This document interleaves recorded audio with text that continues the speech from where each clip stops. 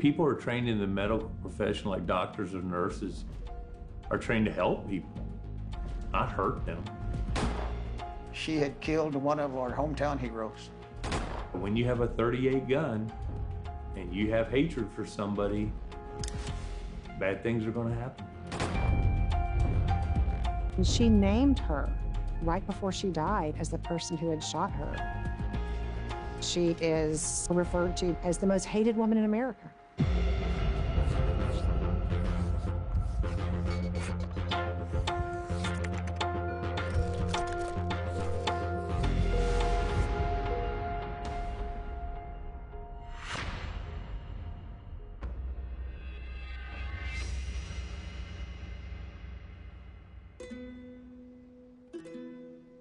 Corpus Christi is a laid-back community.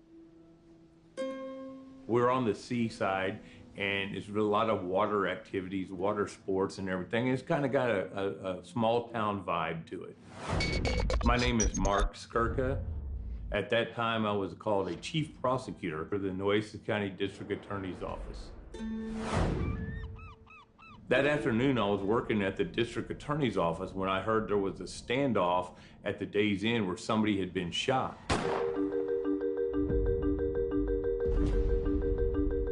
I also heard that the suspect had been holding a gun against her head for several hours with the police and refusing to surrender.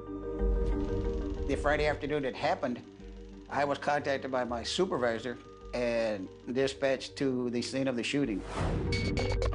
My name is Ray Rivera Jr. I was a Corpus Christi police officer for 30 years.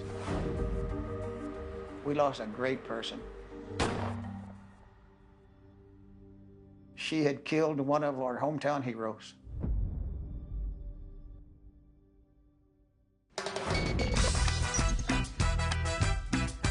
Selena Quintanilla was born on April the 16th, 1971. She was one of 3 siblings. I'm Dr. Joni Johnston, clinical and forensic psychologist and private investigator. She had a pretty musical family. Her dad had a restaurant for a period of time, but he noticed early on that his youngest daughter, Selena, had just this magical voice, and she began performing in the restaurant when she was 6 years old. At the time, her dad had his own band, and then he basically made a band out of his own family. His son became the guitar player, his daughter became the drummer, and Selena became the singer. As time went on, Selena was becoming more popular, not just here locally, but around the state. And then we started to learn she was just really popular nationwide.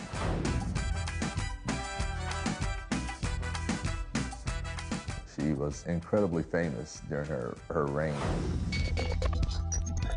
My name is Rod Demery, and I'm a retired homicide detective. She was a Latina singer, and people were wildly crazy about her music. I think her sort of a hybrid, you know, from American music to Latin music was really interesting. She had fans of all sorts, but particularly in the Latino community. She became really the queen of Tejano music. And this was a form of music that was very, very popular in Mexican-American community, particularly in southern Texas, but it wasn't something that was necessarily widespread in the United States. And so it was so wonderful, I think, for her community to feel like this is somebody who is an up-and-coming star. She's representing us, and she's representing our culture, and she's representing our music.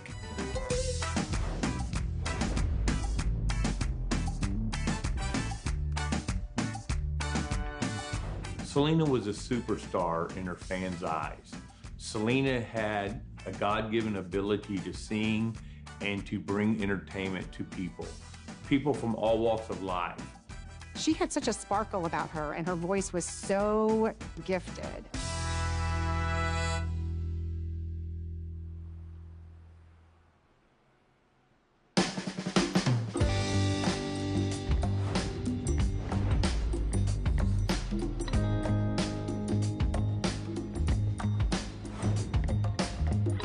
She was a fantastic individual. a great young woman. Whoever met her liked her. She had a smile and a kind word for everybody. And that everybody just loved her. They thought the world of her. Boy, we could use more Selenas in this world.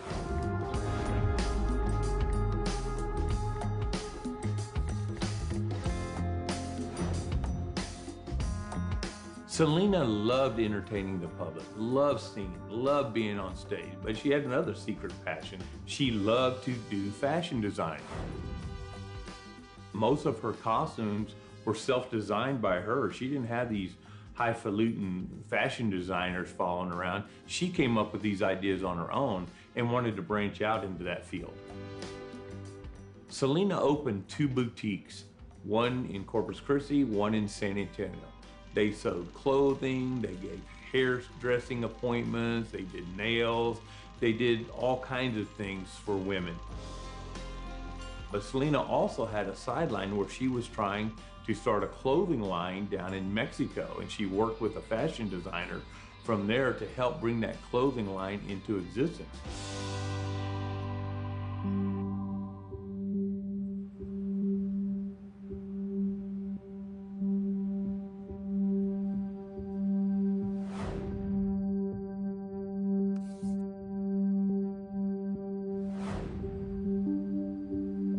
Well, things were sailing along pretty well with the businesses, and Selena's career was just increasing and increasing.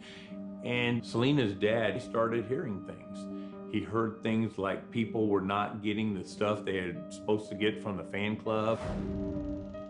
Essentially, like you sent in your money and you were supposed to get like a signed picture from Selena or some membership card. He was getting complaints that people were not receiving what they'd been promised. He was very concerned about this because as he knew that if you get mad at the fan club, that may make you mad at Selena. He realized something was up and something didn't smell right.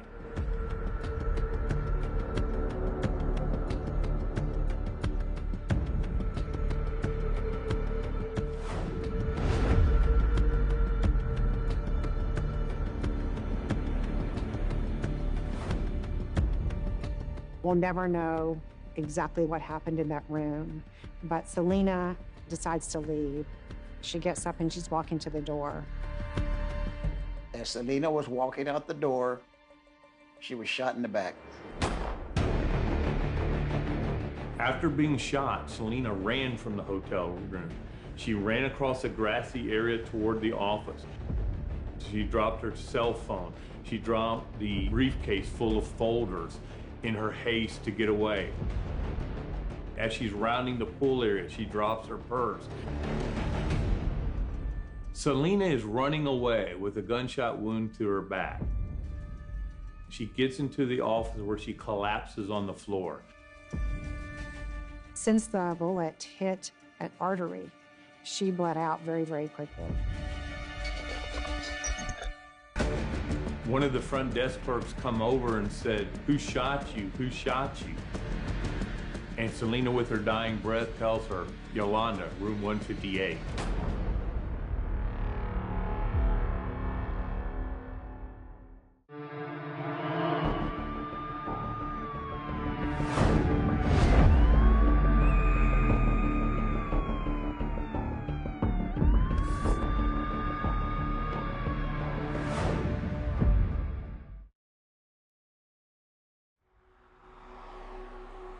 Yolanda Saldivar was from San Antonio, born and raised in San Antonio, came from a large family. She was the youngest of 7 siblings. She was also very small and a little bit on the heavier side. And we all know how painful that can be when you stand out in any way in school. So she was subjected to quite a bit of bullying growing up. And she also, I think, was somewhat of a loner. She was very smart. She did well in school, academically, but I think socially she was pretty isolated. I think her family was pretty close-knit. They loved each other, but there were a lot of financial struggles.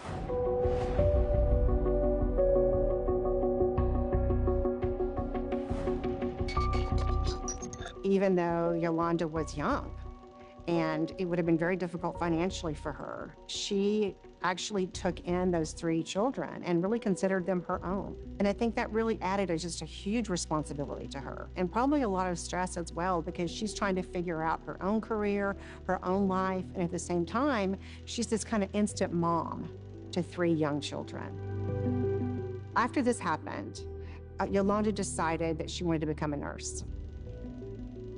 Most people that get into nursing, healthcare, is because they genuinely feel the need to care for people. Nurses in particular. That's pretty evident in Yolanda.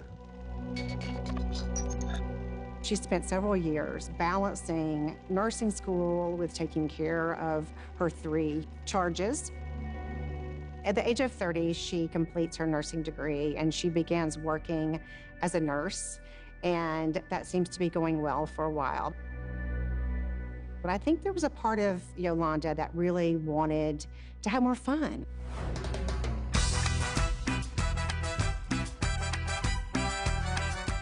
One of the things that Yolanda really clung to, no matter how tight finances were, is she seemed to really, really love live music. It was through this that she ended up attending a Selena concert.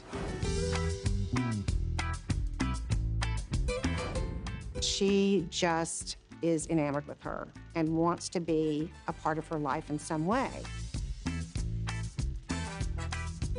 After one of the concerts one time, Selena's dad, Abraham Quintanilla, was approached by Yolanda Saldivar and asked if she could start a Selena fan club. At the time, Selena's dad thought, great. I mean, this is a way to get my daughter more exposure, the band more exposure, get her name out there and stuff. So he readily agreed to let Yolanda Saldivar start a fan club for Selena. I certainly think that knowing that Yolanda had been a nurse would have been something that would be reassuring. You would kind of be like, yeah, this is a person who is responsible, who's self-disciplined, who's a nurturer, and who is trustworthy, because these are all the qualities we tend to imbue in nurses. I believe Yolanda wanted to start a fan club for Selena because it put her, Yolanda, in the spotlight. People would be around, people would like her, people would want to talk to her. She liked the publicity, the limelight, the glamour. The relationship was actually a business relationship, and I think in Yolanda's mind, she probably felt they were a lot closer, probably felt part of the family. So I think it made her, or did a great deal for her esteem and a great deal for her sort of self-worth when she thought she was part of that group, that family.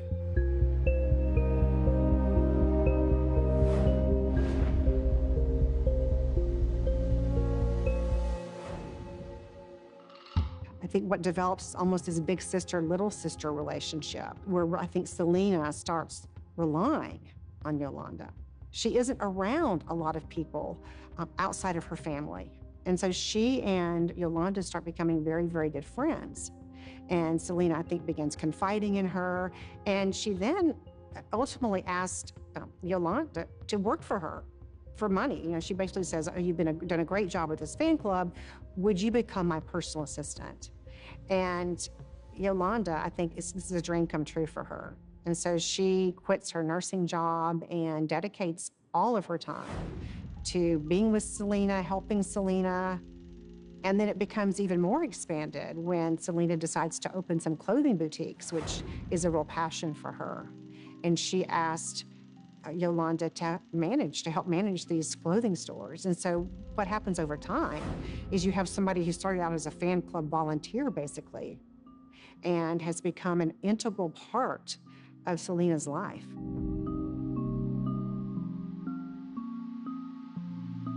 She had access to Selena's credit cards. She had the power to make contracts and make business deals.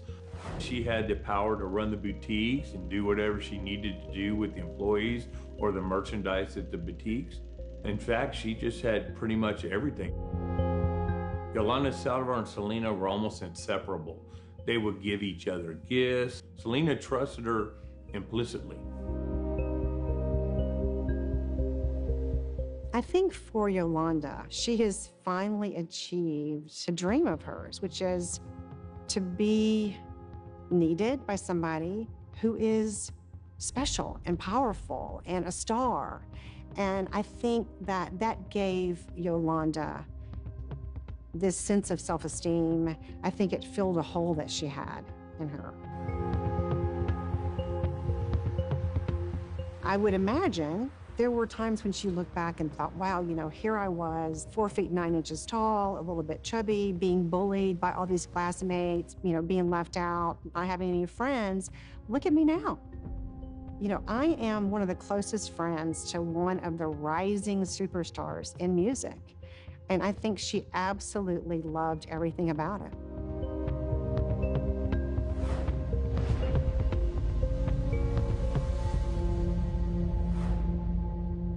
I think if Yolanda had been 15, 16 years old, parents are going to into a room of a teenager and seeing a life-size cutout of Selena in the room and posters everywhere, they think, wow, you know, my daughter is really a fan, you know, a super fan.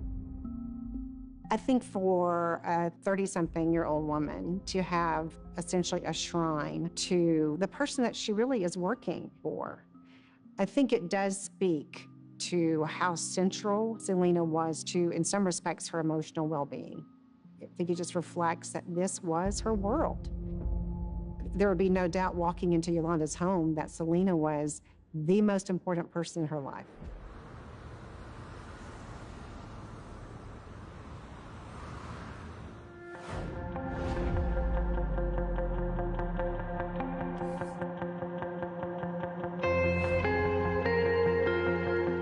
Selena's father was very concerned about money being taken from the fan club. He realized that something was happening. Money had been missing from the fan club. People weren't getting their stuff. He was getting all these complaints, but he didn't know exactly what was happening at that time.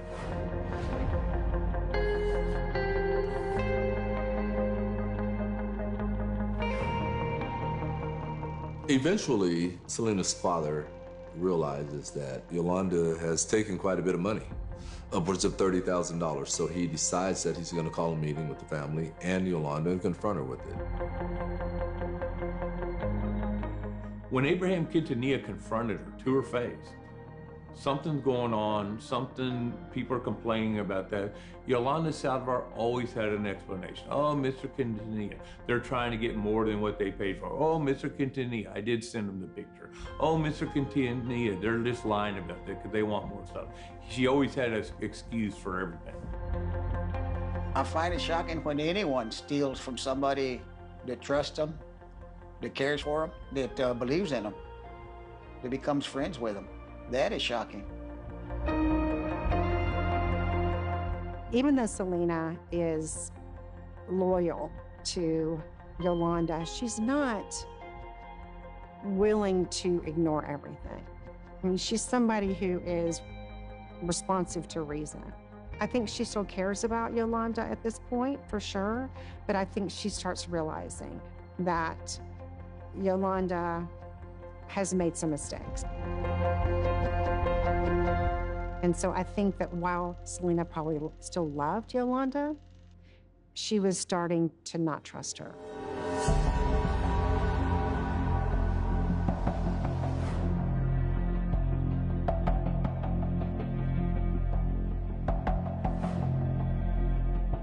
When Selena starts asking for those documents, I think perhaps the way Yolanda interpreted that is, does Selena care about me still? Is she still loyal to me? Or is she trying to appease me until she gets these documents? And then when she gets them, she's going to exit. She's going to fire me. She's going to, basically not be my friend anymore. And so she becomes very reluctant to give up those documents because I think for her, it's a way to hold on to Selena.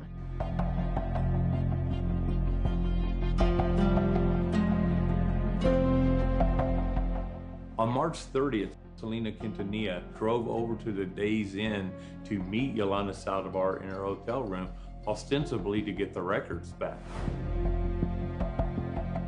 As part of their discussions, Yolanda tells her something horrible happened when I was in Mexico on business. I was raped by 2 men. And Selena is just very supportive of her. She's distressed by this.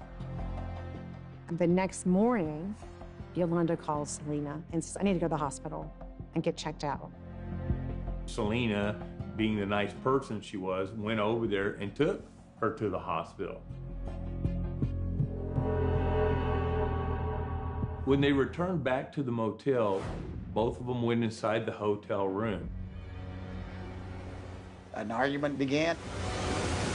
Shortly after that, Selena was shot.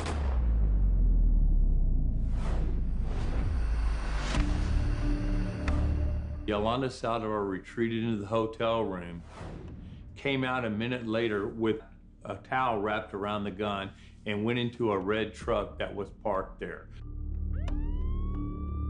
As it turned out, there was a police unit just 2 or 3 blocks from the motel. That police officer arrived. As he's pulling into the driveway of the motel, Yolanda was attempting to exit the motel. There was 2 uniformed policemen that tried to get her out of the car, tried to get her to surrender. She refused to exit the vehicle, kept claiming she was going to shoot herself. There was a real possibility that she was going to pull that trigger and end her own life. She doesn't want to give up. She threatens suicide. She makes all kinds of accusations about different people and who's responsible for what. And then the hostage negotiation team took over. After an hour or 2, she apparently was able to hear on the radio inside the truck that Selena was dead. She really lost it then and kept threatening to kill herself. The hostage negotiators kept trying to calm her down, to have her give herself up and not kill herself, which they finally accomplished after some 8 or 9 hours. And they took her immediately to the police department to be questioned.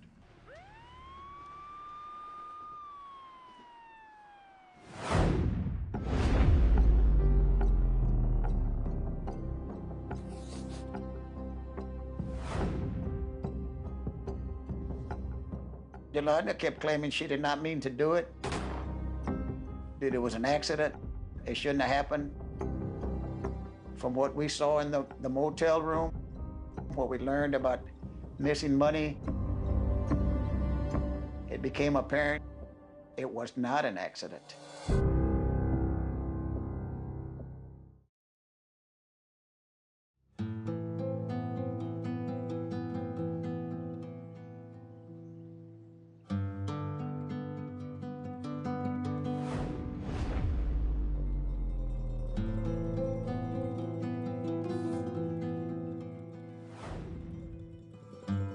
This lovely, beautiful, talented, up-and-coming star who everybody loved had been taken away at the age of 23. Nobody could understand that. It has to be a devastating loss. The community took it as a loss. We lost a great person, a fantastic person, and that's just a tragedy to lose somebody like this. 50,000 people at least showed up to pay respects to her when she died. And I think the thirst from her fans for some justice and sometimes vengeance, I think was incredible.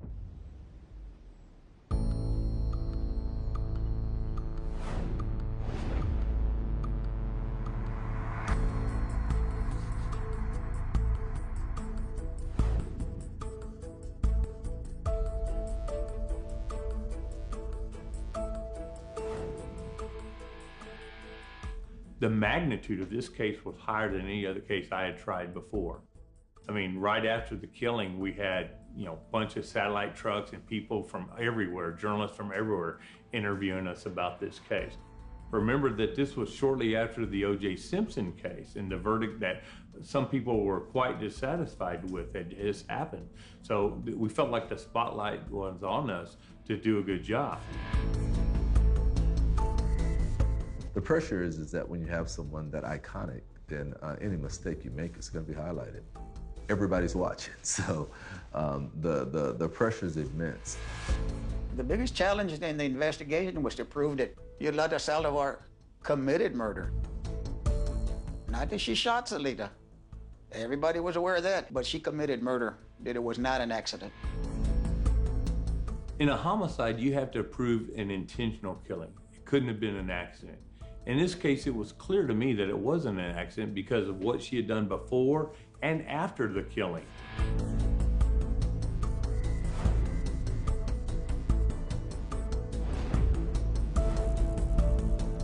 From witnesses, we learned that there was an argument in the room and that they had seen Yolanda Saldivar step out of the room with a pistol still in her hand. She follows Selena out the door, raises her gun hand out like this, and it seems like she's going to shoot Selena again. However, by this time, Selena has already gotten away. But she does say one last thing to Selena, the word. She calls her and then retreats into the hotel room. Did she call 911? Did she call the police? No.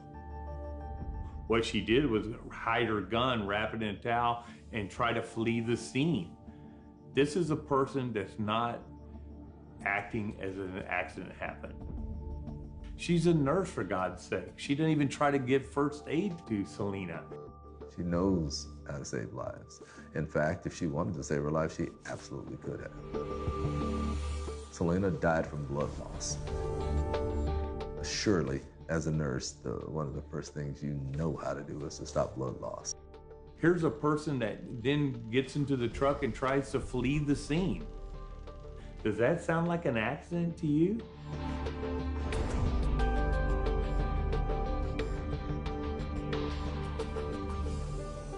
It was very important that we learned that Selena had mentioned the name of the person that shot her. She was able to identify that individual. Selena was the best witness. I mean, she named her right before she died as the person who had shot her.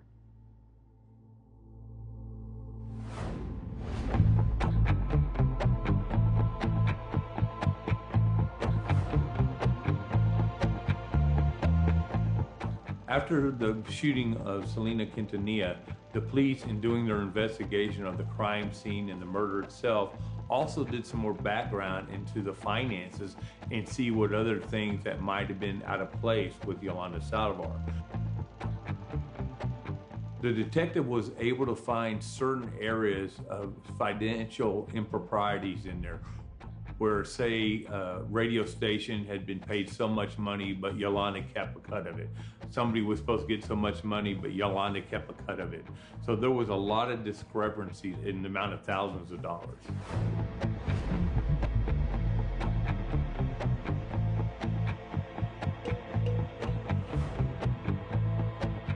Here she had access to money, power, stature, reputation. But when Selena fired her and Selena walked out that door, Yolanda Saldivar's life walked out that door, and she couldn't handle it. Yolanda shot Selena because Selena was going to tell her dad something to the effect of, "You're taking money from us, you've been stealing money. We're going to call the police." Yolanda did not want to go to jail.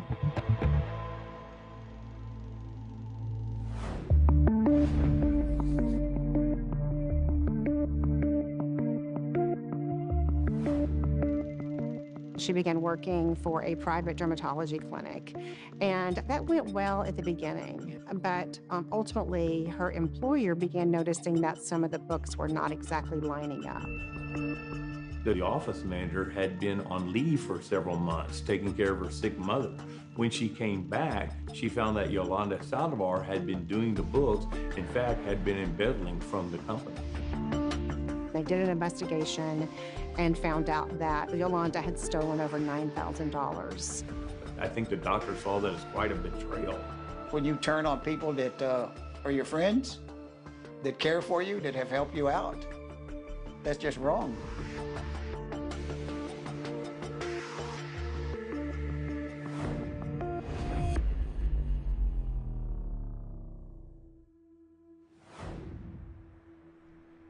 The nurses come out and basically say, you know, we examined Yolanda. We don't see any physical evidence of any kind of sexual assault.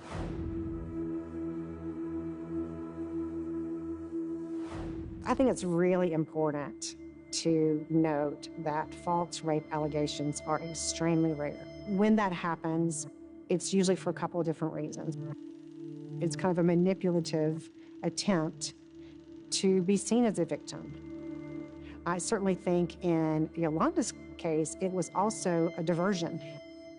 So this is going to take the focus off of all these other issues we have between us, and this is going to unite us in terms of me being a sexual assault victim and you being a friend who's supporting me during this time. Yolanda had really taken a big gamble by reporting this rape, and Selena felt incredibly betrayed and hurt by this.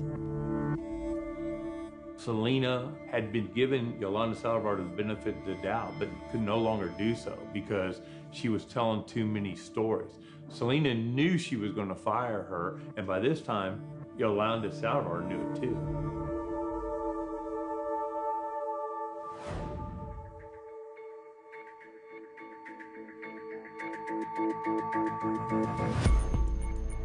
She picks out the gun. She has to sign a declaration of intent to buy a handgun. She does that. 2 days later, she comes back and finishes paying off the gun and gets the gun. I think that she was incredibly worried, anxious, distressed, and panicked at the thought of losing this relationship. And I think she thought it can go one of two ways, right? It can go where we repair this relationship, I somehow magically repair this and we're just back to where we were. Or our relationship ends and I am going to do something drastic. I am not going to allow Selena to walk away from me. Yolanda Saldivar may not have been a physically imposing person, but when you have a .38 gun and you have hatred for somebody, bad things are going to happen.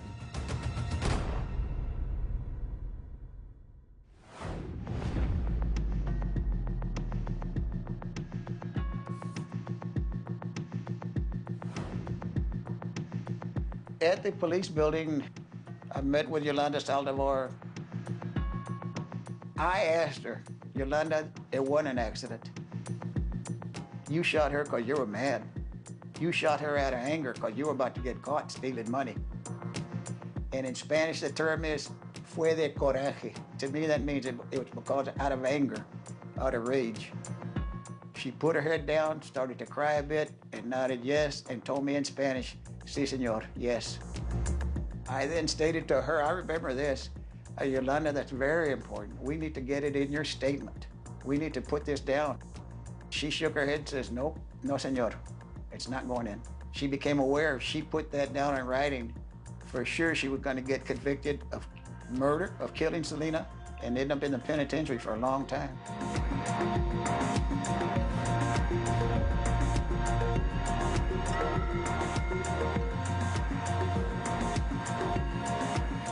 We knew it wasn't an accident. We had to prove in this case that Yolanda Saldivar intentionally tried to kill Selena Quintanilla.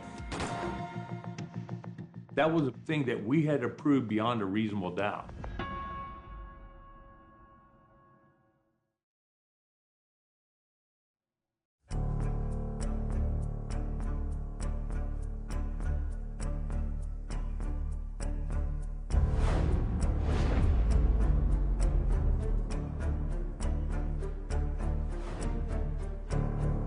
I think that there were people who absolutely were not only outraged, but counting the days until Yolanda went to trial. I heard her referred to back in the day as the most hated woman in America. I heard somebody say that because people were so angry. It seemed to be at that time, shortly before the trial, the public here in Corpus Christi wanted Yolanda Saldivar to be convicted. They didn't care for her, they didn't like it. She had killed one of our hometown heroes.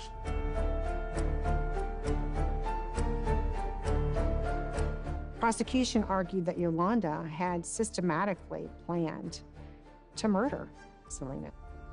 And they talked about the gun, the fact that she had called her over that day and asked her to come alone, the fact that Selena was shot in the back, the fact that witnesses reported seeing Yolanda, as Selena is leaving, walk out the door with her gun raised again to Selena and calling her a Despite her so-called love of Selena, the last thing she says to her best friend is, I mean, those are the keys that I harped on with the jury to show that this was an intentional killing and not an accident. The defense's argument was that it was an accident, that she had intended to kill herself, and that she had a gun in her purse, and that when Selena came to see her and they were talking, she became very distraught and became so distraught that she picked up the gun and she put it to her head. And that Selena was trying to kind of wrestle the gun away from her or take it away from her, the gun accidentally goes off and shoots Selena.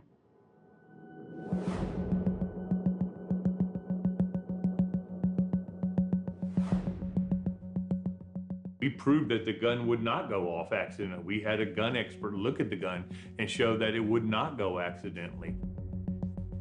Yolanda Saldivar stared stone-faced. When the evidence came in front of her, the witness came in front of her, she was impassive.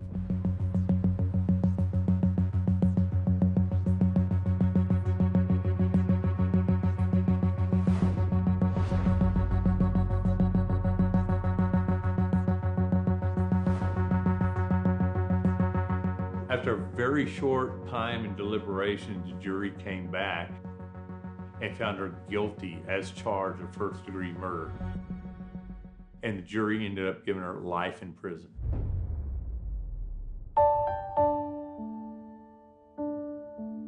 When the judge imposed the sentence on her after the judgment of the jury, Yolanda Saldivar did not visibly react.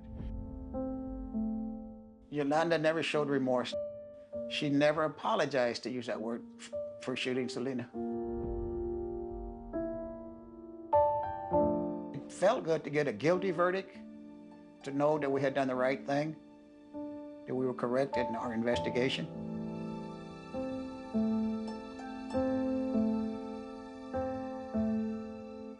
Selena's family reacted emotionally, but quietly. Here was a hollow victory. They had gotten the maximum punishment on this person who had taken their beloved daughter, sister, wife away from them. And it had to have been a good feeling, but it's hard to feel good about a sentence when you know your loved one will never come back.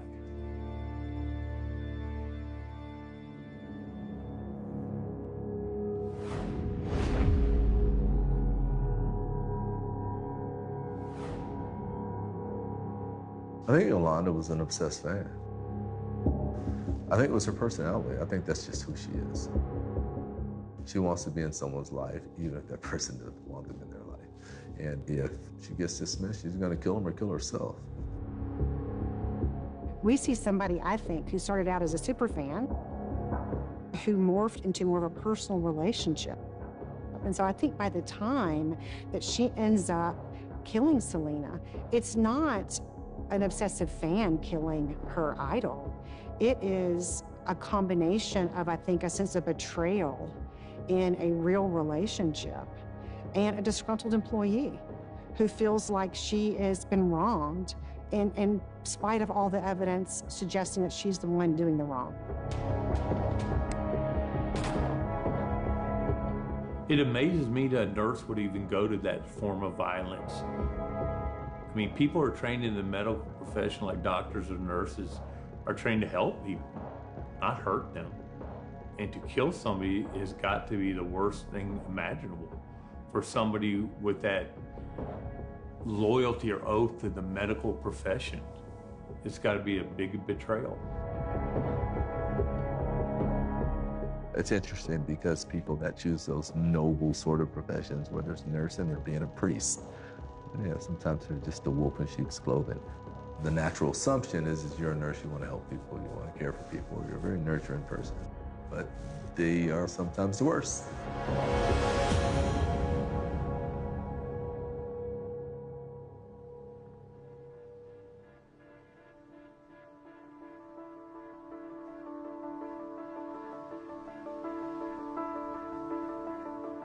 The loss of Selena to her family is immeasurable.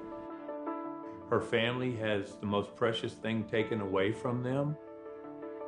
The pain in her heart is indescribable. To the people that know Selena, what has been lost is her smile, her courage, her kindness to the community. People miss that. To this day, they still enjoy her music. In 1995, after she died, her family started a foundation. The mission of this foundation is to really help children and help them develop and be the person they're meant to be. And I love the fact that one of their lines is, to help children sing whatever song they're meant to sing.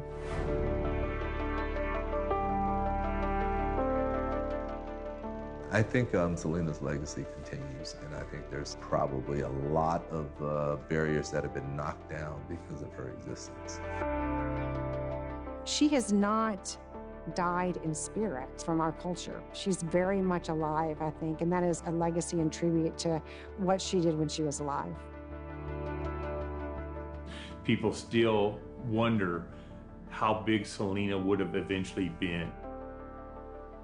She was on the cusp of superstardom. Everybody wonders what could have been if we had her music to enjoy, and what would have happened if she hadn't been tragically cut down in the prime of her life.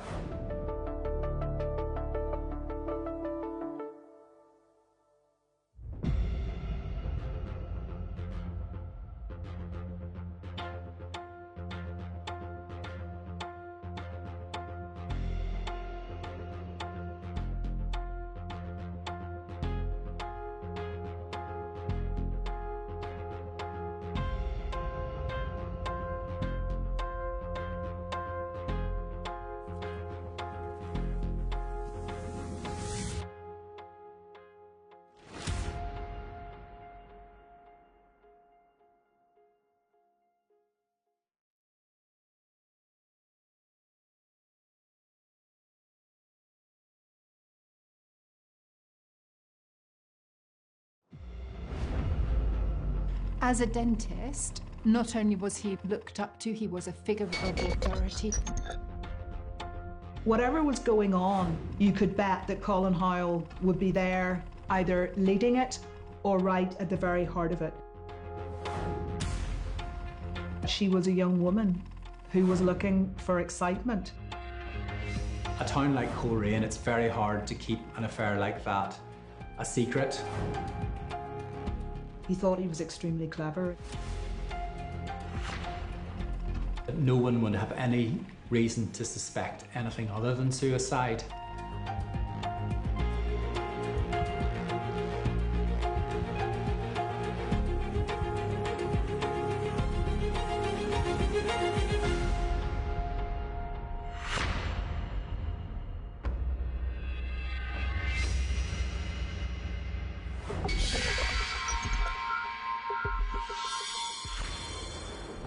My name is Mandy Macaulay, and I'm an investigative journalist for the BBC.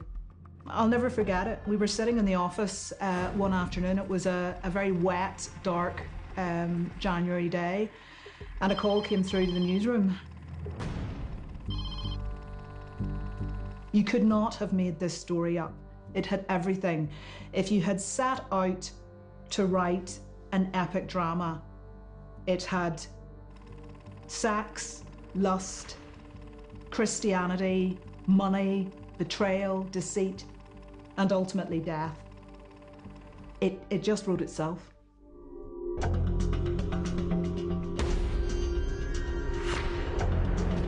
I I'm Peter Winter. I'm a reporter with the Coleraine Chronicle.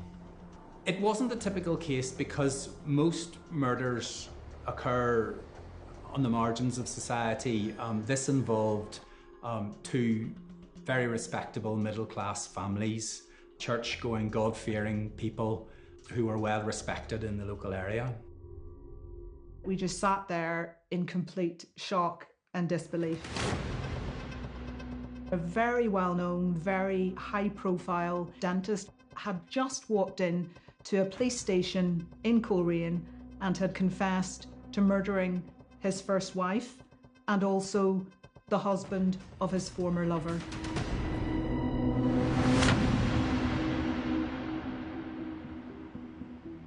Colerane's a provincial town about 55 miles north of Belfast, quite close to the beautiful north coast of Northern Ireland. It's dotted with, you know, upmarket wine bars and restaurants, and I mean, really an absolutely stunning setting. It's fairly close-knit.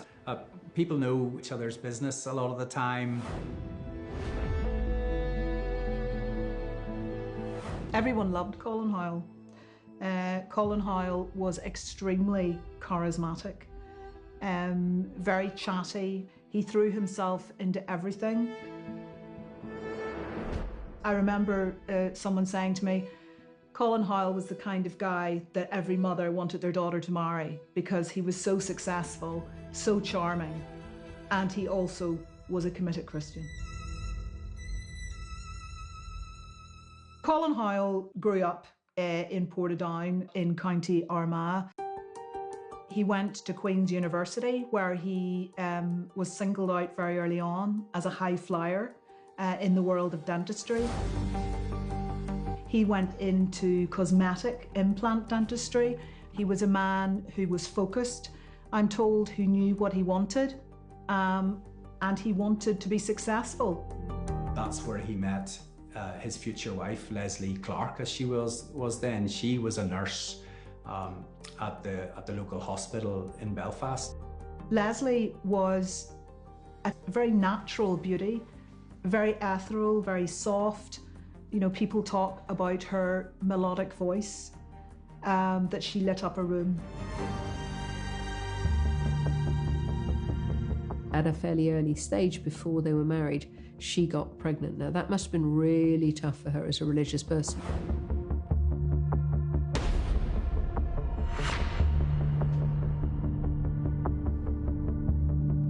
Colin is very worried about the impact on him of having a baby out of wedlock before marriage, so he encouraged her to have an abortion.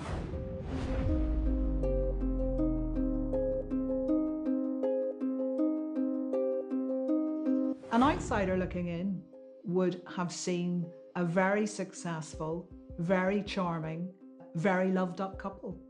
A couple who were going places. He was a youth leader in the local church, so whatever was going on, you could bet that Colin Hoyle would be there, either leading it or right at the very heart of it. Leslie was very, very popular among the other mothers and had lots of friends. They moved from place to place, always socially, upwardly mobile, moving to bigger houses, better areas, and so on.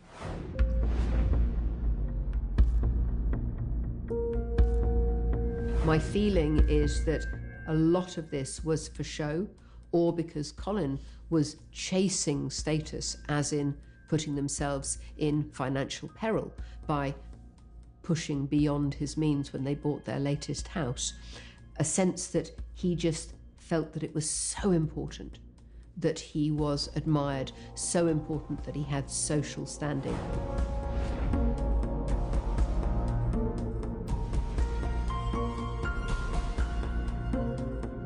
There was very much two sides to Colin Hoyle. There was the very charismatic Colin. He was also quite an arrogant man, but also very, very dark moods that would flicker to the surface every now and then.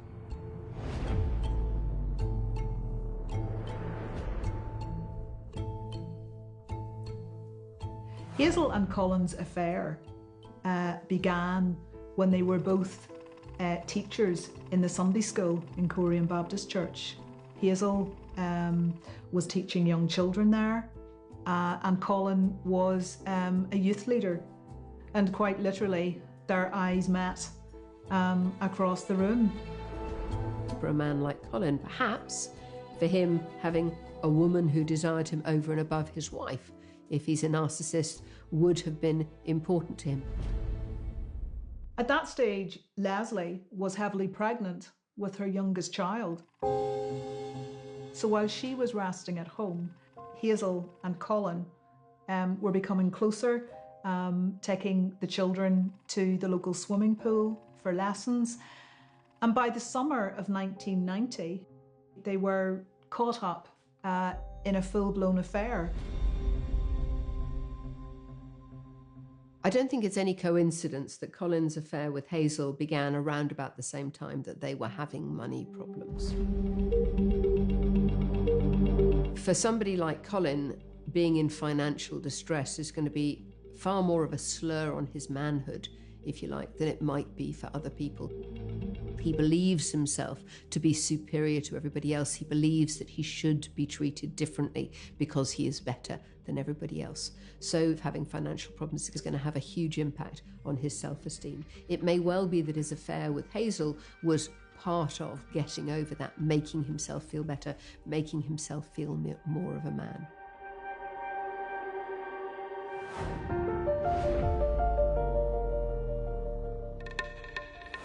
She met her future husband Trevor at a very early age, and the pair got married and moved to Coleraine, where Trevor, who was a policeman, had been posted. Trevor Buchanan was seen as a solid, dependable type who'd worked hard to get his dream job in the police. Trevor was the very antithesis of Colin Howell. Colin Howell had to be in the centre of everything, whereas Trevor was a very funny guy, dedicated to his family, incredibly decent, and had lots of friends, and he was happy with that.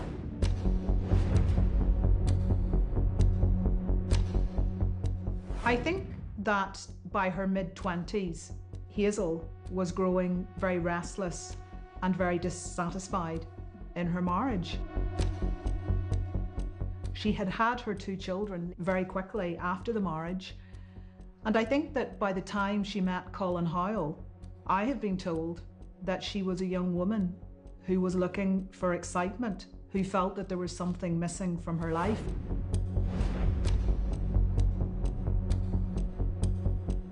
A town like Coleraine, it's very hard to keep an affair like that a secret. They would go to sort of local beauty spots, but there was always a risk that they'd be seen by somebody who knew them. Anyone who lives in a small town knows that the chances of bumping into someone you know are always pretty high. What matters to Colin Howell is what other people think about him. And so long as that's pristine, so long as that is beyond criticism, he's happy. And so he will do things for appearance's sake. During the course of his affair with Hazel, Colin persuaded her to have an abortion, exactly as he'd done with his wife before their marriage. And that speaks to this idea that he does not want to be found out, that outward appearance of him being the perfect family man, the perfect successful dentist, was more important to him than anything else. I am Professor Donna Youngs. I am a professor of investigative psychology at Northumbria University. As a dentist, not only was he looked up to, he was a figure of authority, just compounding the sense of superiority, which I think was part of his personality.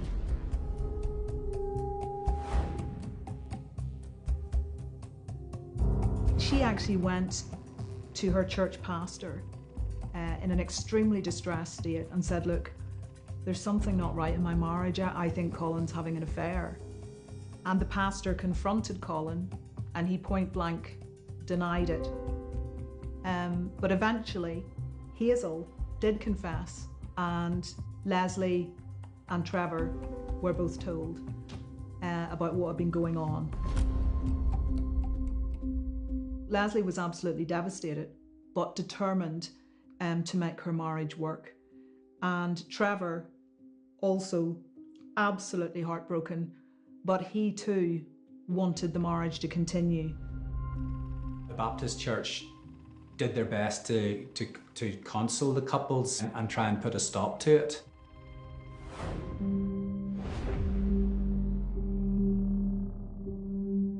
The pastor was delighted. Colin and Hazel had sought forgiveness. Leslie and Trevor had forgiven them, and all four were moving on with their lives. But Colin and Hazel just could not keep away from each other, and they very quickly resumed the affair behind their partners' backs.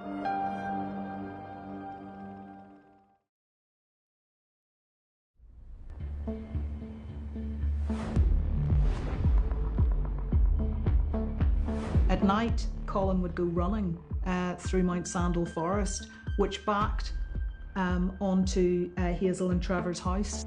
And while Trevor was out on night duty as a police officer, Colin would go into Hazel's house and they would spend time together, and then he would leave in the early hours.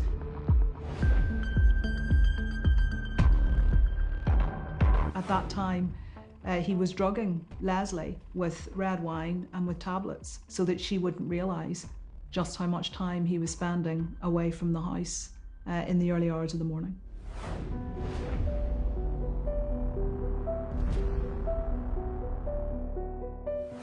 She was absolutely devastated by this. By all accounts, they had a very close relationship.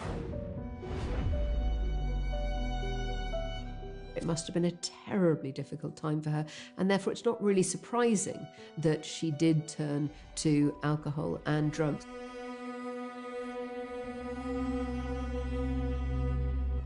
At one stage, Leslie becomes so unhappy that she actually takes an overdose of tablets, and she's rushed to hospital, and she survives and is very remorseful, and she tells her friends that she could never leave her children and she will never do it again. It seemed very much that this was a cry for help, but she did write a suicide note.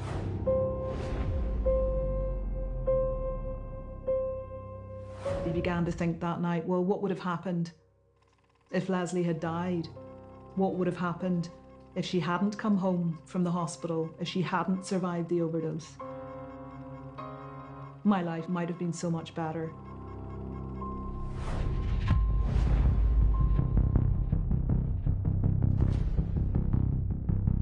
He told Hazel about it one night at a local beauty spot. He gave her 4 specific jobs to do, and that as long as she was able to do those jobs, then he hoped they would be in the clear. I think it's so interesting that in advance of committing the murders, Colin tells Hazel that what he's planning to do. I think it tells us so much about the dynamic of their relationship, about how much he dominates the whole of the relationship, and doesn't question the fact that she will submit to that beyond every other source of authority. For her, his authority trumps the police, trumps the community, trumps the courts, it even trumps the church.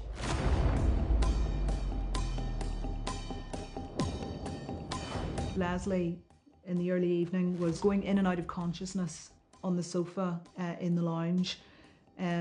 She had been drinking red wine. She had also taken some prescription drugs. He gave her a sedative to ensure that she was asleep.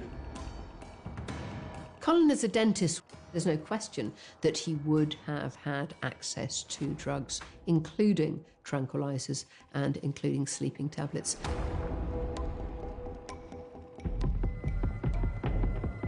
Powell barricaded his children into their bedrooms, and once he knew that they were secure, he set about putting his murder plan in motion. He went to his car, he attached a hose pipe from the exhaust of the car and ran it into the room where she was asleep. Hoyle took his baby's feeding bottle and he cut the top off it and he connected it to a hose. He put the nozzle of the baby's feeding bottle up to her mouth and started to gas her. Carbon monoxide is a very effective way of killing people. You will, to begin with, feel generally unwell, feel drowsy, feel sick, feel headachy. But within a very short space of time, if you're exposed to a lot of carbon monoxide, you will become unconscious. For most killers, there is a point when they have to look into the eyes of the person they are murdering. That's not something Colin Howell was able to do. He wanted to avoid judgment, even as he killed his wife. And I think there's a sense in which, if that murderous moment of encounter doesn't happen, I think in Colin Howell's mind, in some ways, the murder doesn't happen.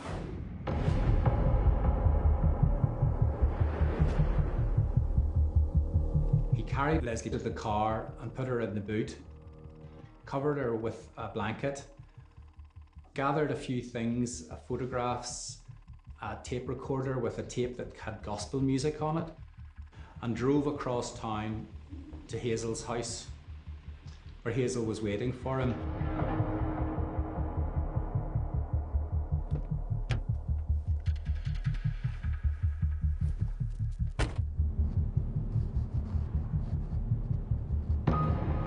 This is one of the roads that Colin Hoyle travelled that night. It's hard to imagine what he must have been thinking. He had his wife's body dumped in the boot. He later said he was terrified that he would get stopped by police. And so he was driving very slowly.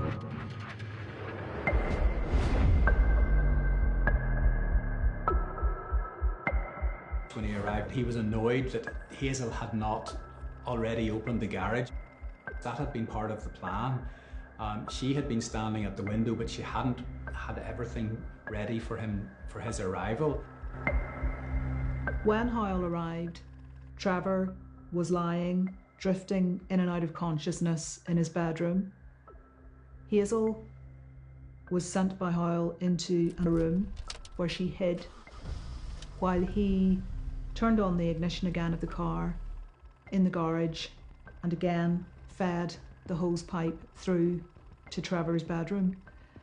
He held it up to Trevor's mouth and realised that Trevor wasn't asleep, he wasn't unconscious, and that he was going to fight for his life, which Trevor did. He jumped on the bed, took the hose and thrust it directly into Trevor's mouth. Now at that point, Trevor awoke and a struggle ensued. But he was in a drugged state and he was no match for Colin, who was fit and healthy as it was. And he was on top of him, astride him. He kept the hose in his mouth and waited until the body went lifeless. We're talking about somebody who in his everyday life is used to controlling people and then doing things to them. And I think in his mind, this would just have been an extension of that.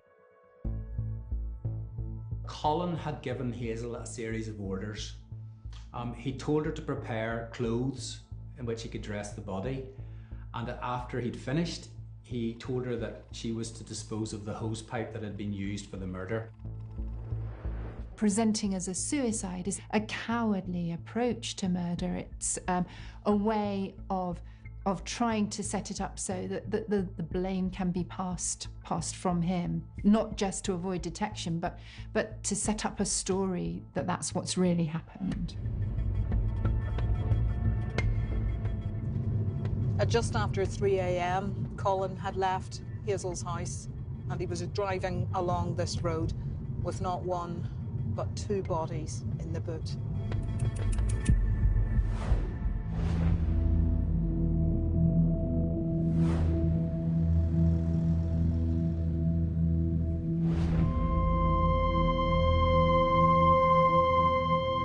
feels so strange being back here all these years later. I think it's only now that you realise just how stunning this little village is and how obscene it is that Colin Howell drove up this road with the bodies of his wife and his lover's husband in the boot. Such evil in a place that is just so tranquil. He drove the car into the garage, he left Leslie in the boot, and he moved Trevor to the front seat.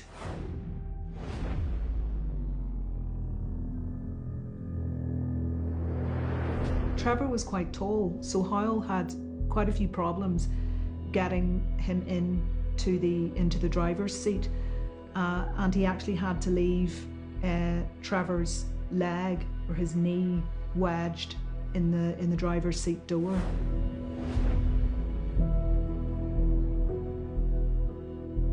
This man was so arrogant that he even had a photograph of himself with Leslie in a beautiful silver frame placed beside her body.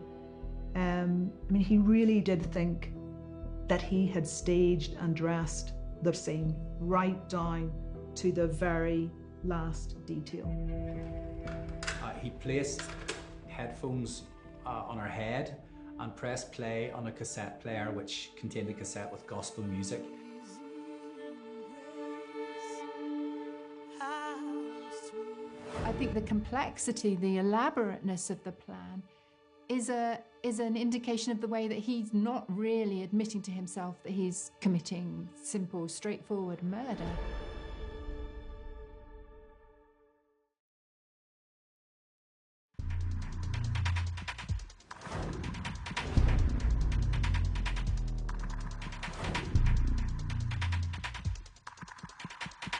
He picked up his bike that he'd stashed on the hedge, and then he cycled back to Coleraine with literally only about 2 hours to spare until it was morning. His children were still barricaded in their bedrooms. He checked that they were okay. He burnt the clothes, he burnt the surgical gloves and the sheets. He rang Hazel to tell her that he had made it safely home. And then he set about his cover. Colin calls the church elders. He says his wife is missing. So the elders of the church go looking.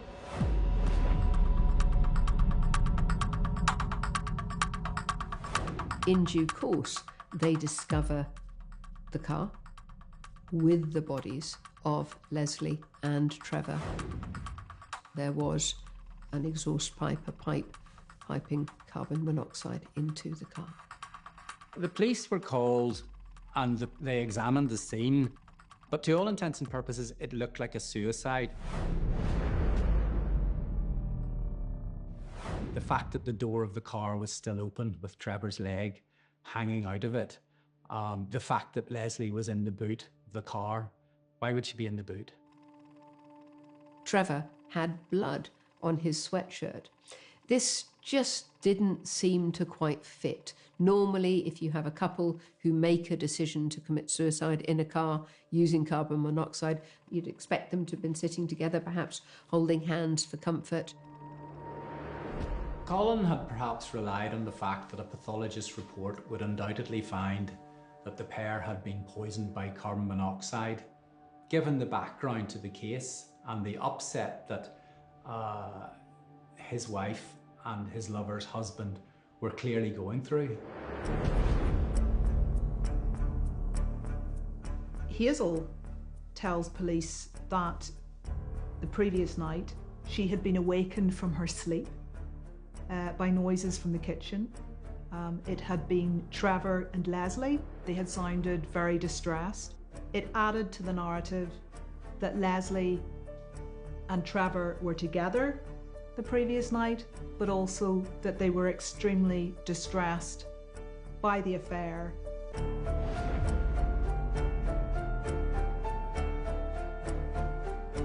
Leslie had said, you know, I can't take any more, I'm going to sleep now, and if I wake up in the morning, let this be our secret. But in actual fact, the note that Colin had produced was one that Leslie had written months earlier, when she had discovered that her husband and Hazel were continuing their sexual relationship behind her back. I think that Colin Howell had a very high opinion of himself. He thought he was extremely clever, and yes, he thought that he was clever enough and smart enough to get away with a perfect murder.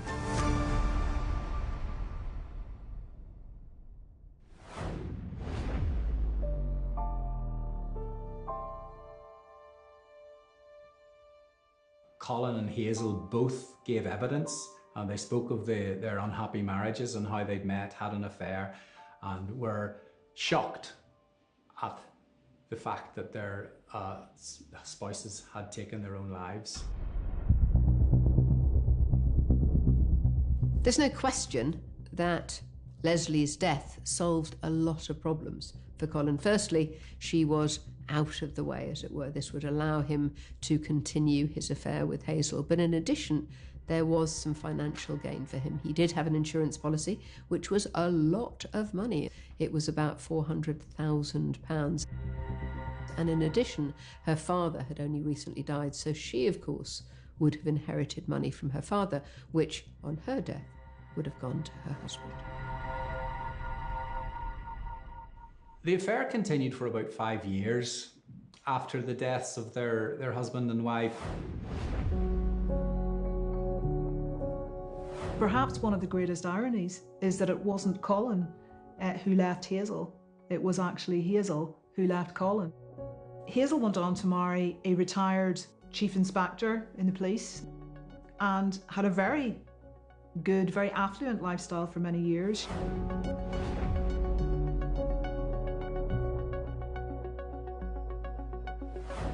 Colin met an American divorcee. She had come to Northern Ireland from America, where she had fled an abusive relationship. She had 2 young children, and within 11 months they were married, and they went on to have 5 children. Using the money that he had made from Leslie's death, he went on to not only rescue his dental practice, but to forge a very, very successful international cosmetic dental practice. They would holiday around the world in the most luxurious spots, and by all accounts, Howell was living the high life.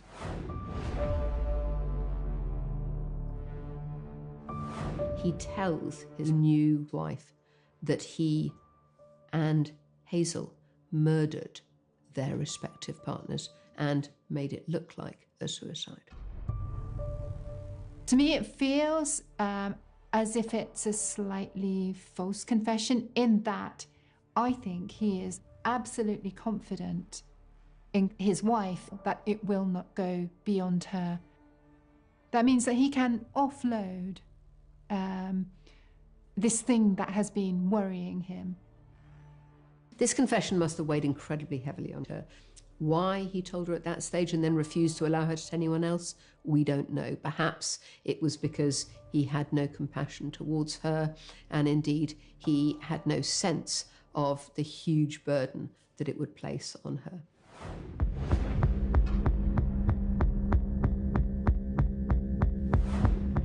He'd invested in a crazy scheme to recover World War II gold that had been stashed in the Philippines by the Japanese, apparently. And unsurprisingly, he discovered that he'd been scammed, and he lost over £350,000. Colin was convinced that God had punished him for what he did to Leslie and Trevor by killing his beloved oldest son, and that now that he had fallen out of favour with God, he felt that he had no other option but to confess to what he'd done and to hand himself in.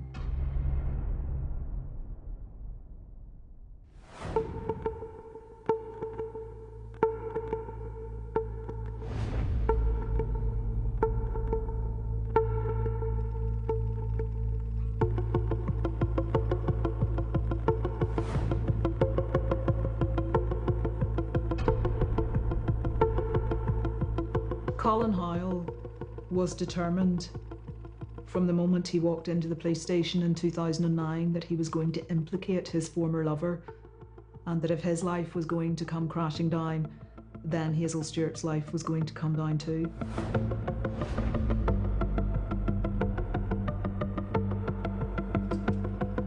The detail that he shared with police was eye-watering. He literally went through everything, every detail of the affair, the lead up to the murder, the cover-up, everything. This really was a man who, for some reason, wanted to unburden himself. Colin Howell wanted the world to know exactly who he was, what he was, and just how awful and heinous he'd been. He did not spare Hazel. Right from the get-go, he implicated her every step of the way.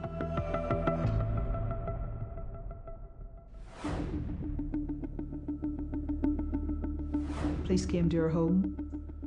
They told her what she'd been accused of, and her world came crashing down.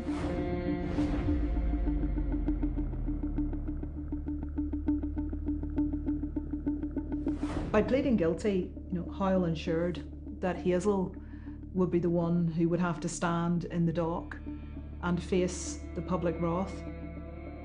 Some people have said that Colin never recovered from Hazel rejecting him, and that in many ways this was his ultimate revenge.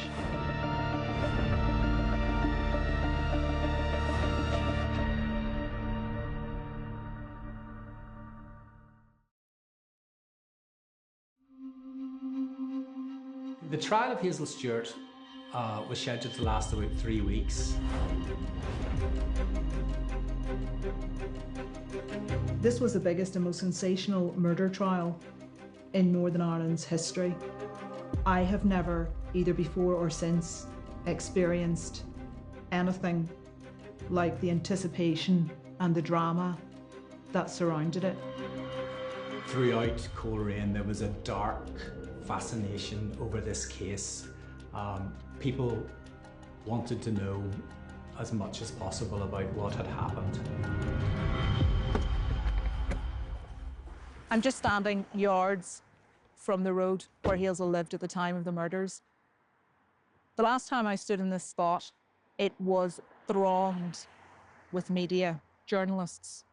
We were all trying to get a shot of Hazel and the children as he went to and from the court for the trial. It seems so strange now. It's so lovely and quiet and just a beautiful residential area.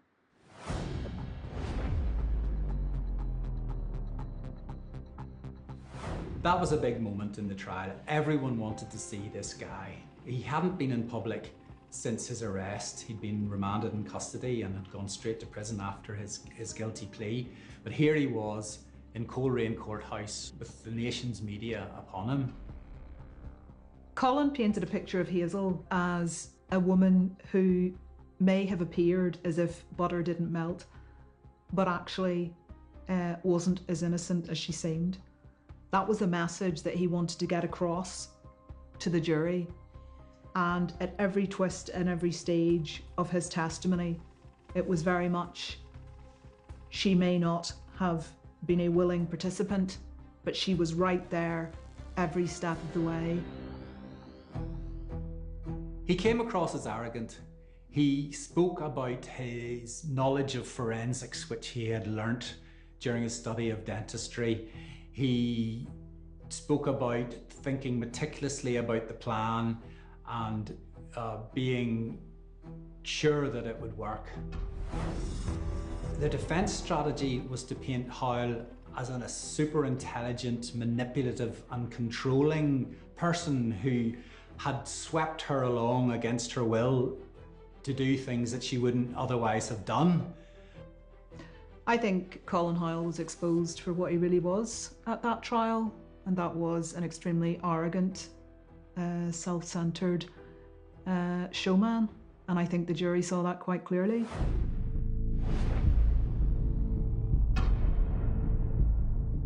That was the week in which the jury heard the tapes of Hazel's police interviews.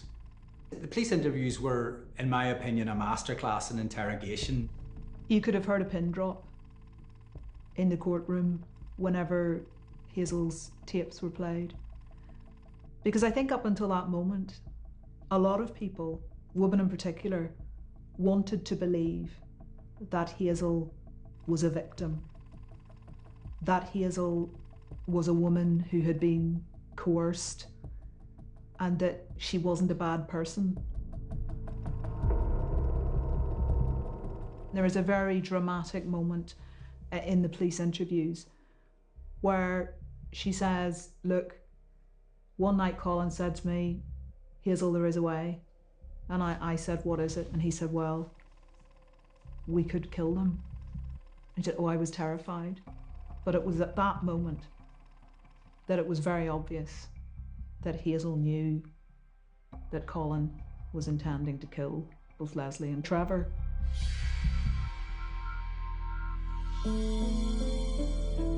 Detective Sergeant Jeff Ferris conducted most of the interviews, and he was able to draw out confessions that she knew of the plot, that she'd sedated her husband, that she knew Howell was coming, that she opened the door to him, that she knew Leslie was dead in the boot, and that she'd provided clothes, and that she'd destroyed evidence. She'd burnt the hose that had been used to poison both her husband and his wife.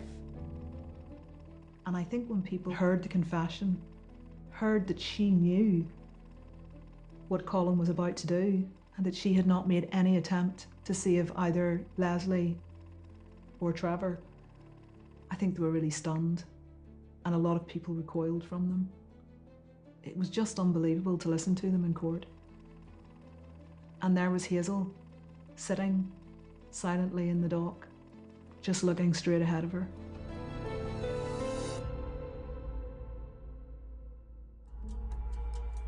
One of the last admissions that Jeff Ferris was able to draw out of her was that she could have stopped the plot from happening. She told him that I could have stopped it. I could have stopped it. She repeated it twice. The judge had asked the jury to determine whether Hazel and Howell were in this together. Hazel had tried to convince the jury that she was also a victim of Colin Howell. They didn't believe her. The judge said that she had shown very little remorse. In fact, he said that the only remorse she'd shown was about the fact that she'd been caught.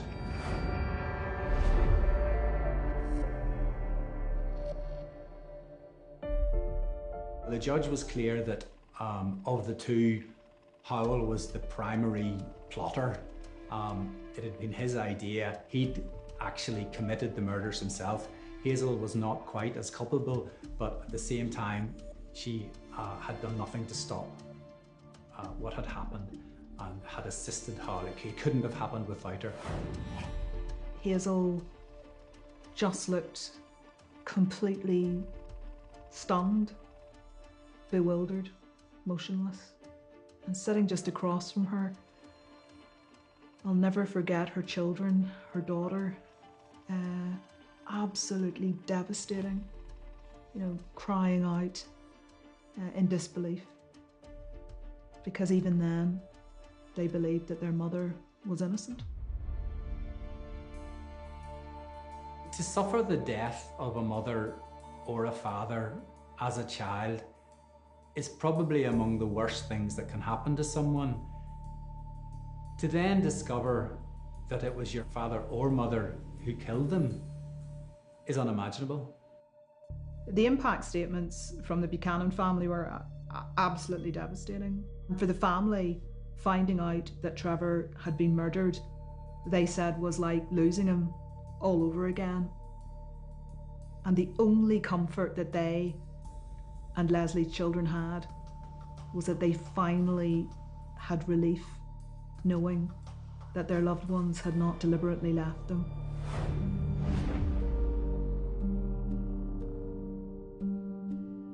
It's hard to put into words just how devastating this was for the evangelical, tight-knit Christian community in Coleraine.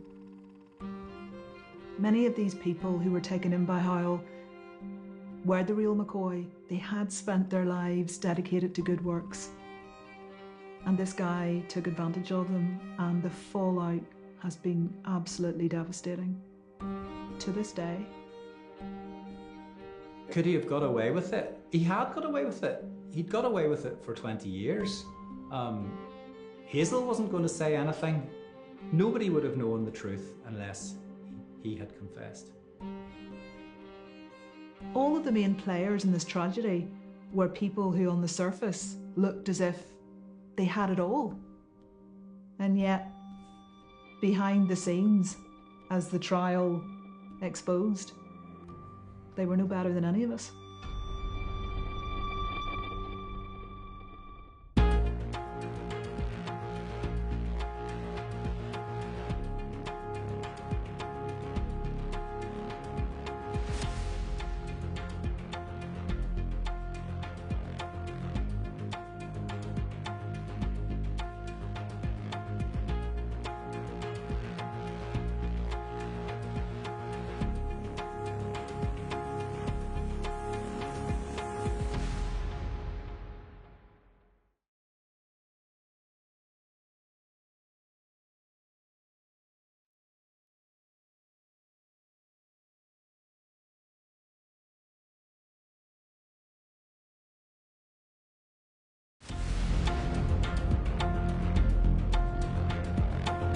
When Gail met Dr. Birnbaum, he appeared to be the complete package.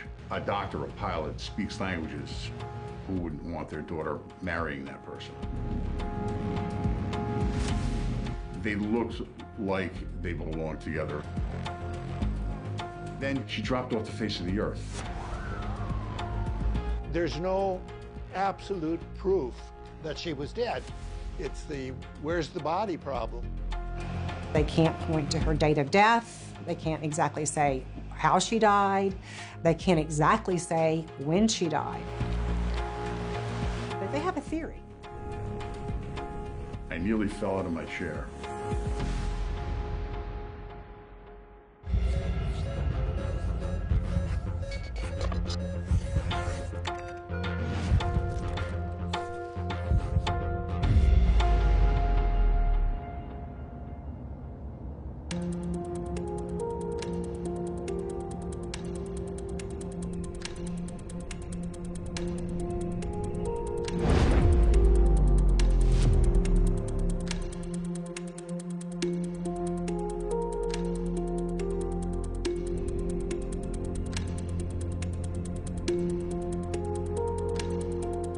Gail Katz has been missing for a few years. Gail Katz was somebody who was expressive and was somebody who was creative. She was very, very bright and very motivated. She was very alive. She was very friendly. She made friends easily. She was very close with her family. She had siblings that were quite a bit younger than her, but they all looked up to her as a great big sister.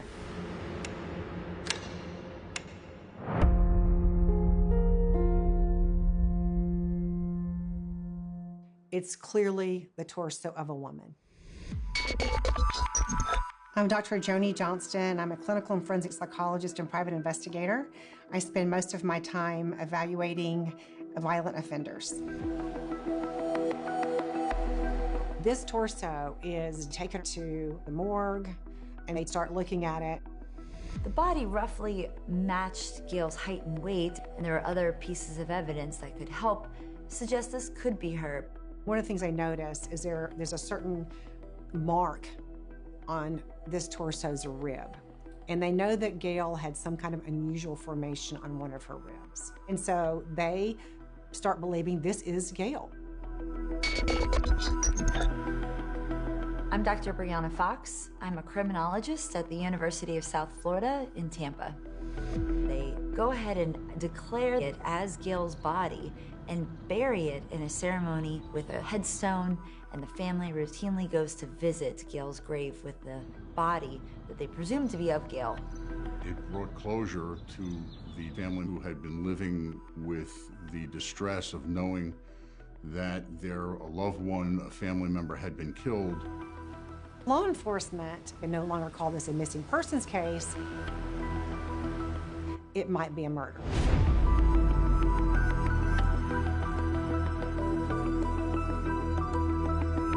The case fizzled out, and it went cold. There was no more investigation to be done. Every step that they could take had been taken.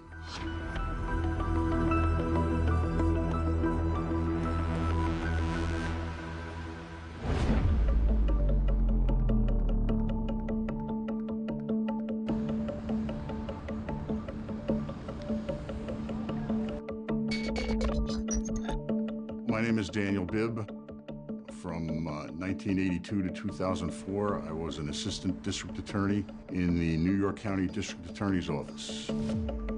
Andy Rosenzweig was the chief investigator of the disappearance of Gail Katz back in 1985.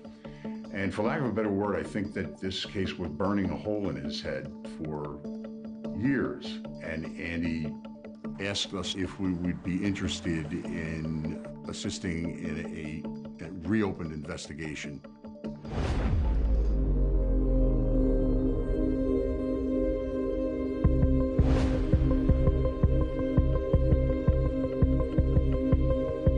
I think her mom had probably a certain ideal that she wanted her daughter to find, somebody who would take care of her, somebody who was ambitious, somebody who was successful. Robert was impressed by her personality, and she was a very good-looking woman.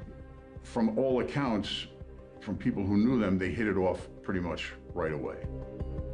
When Gail met Dr. Birnbaum, he appeared to be the complete package, someone that Gail's parents would be proud to have marry their daughter.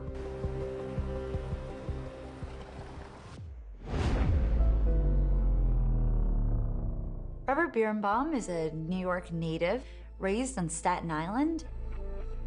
Robert, or Bob, as he was called, was somebody who, from the very beginning, was a whiz kid. He was somebody who was brilliant. He not only finished medical school at the age of 22, a lot of people haven't even finished college at the age of 22. He was gifted academically. He could play musical instruments. He spoke 5 languages. He was athletic. He ran on the cross-country team. So, I mean, this is somebody who you look at and kind of go, this is a Renaissance man. He had a pilot's license and would take her on dates, flying around Manhattan.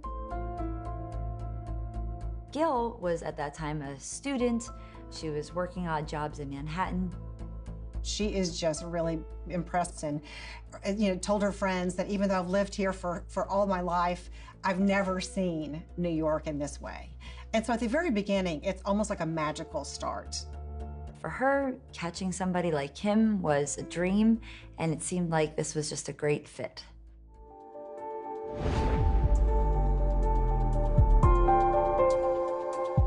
They looked like they belonged together.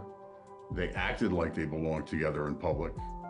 In private, that was another story entirely. They move into an apartment, and things are stressful. I mean, Bob is working, 120 hours a week.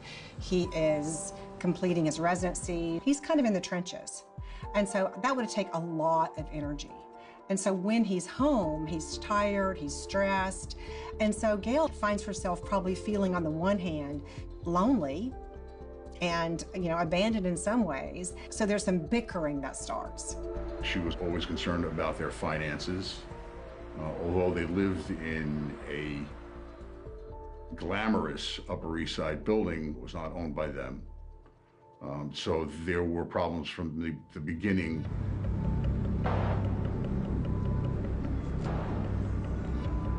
The arguments increased over the time they were married, and they got worse and worse and worse. Even her friends and neighbors started noticing that Robert was extremely controlling. For instance, there were times where Gail would try to just simply turn on a light switch, and if she did, Robert would hit her hand away so he would turn it on. There was literally not a single action that she was able to do without his approval. This was his inability to control his impulses when he saw something that he didn't like. On one occasion, there was a family dinner where Dr. Birnbaum actually demanded his wife sit on his lap, and then he actually fed her. And when she tried to get up and tried to go sit in her own seat, he would sit her back down on his lap and would continue to feed her.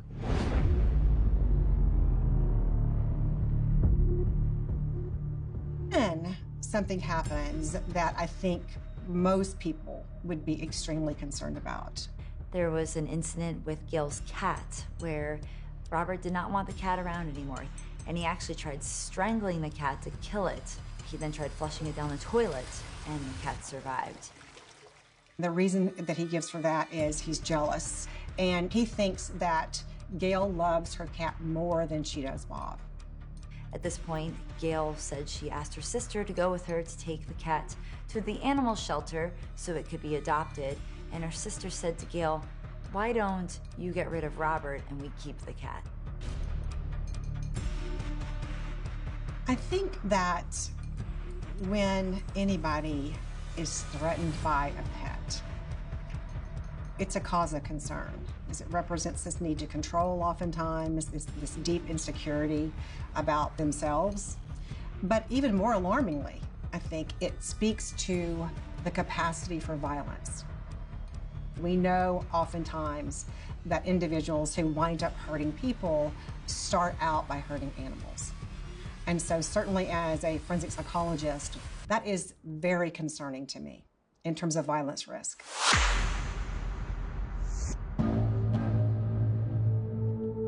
He was extremely bothered by cigarette smoking. And Gail agreed to quit smoking, at least in front of Bob. She was studying for exams, and she was under such stress that she went out onto their balcony and she smoked a cigarette. When he came home, he realized what she had done and immediately just went from 0 to 100 angry. He actually strangled her to the point where she lost consciousness.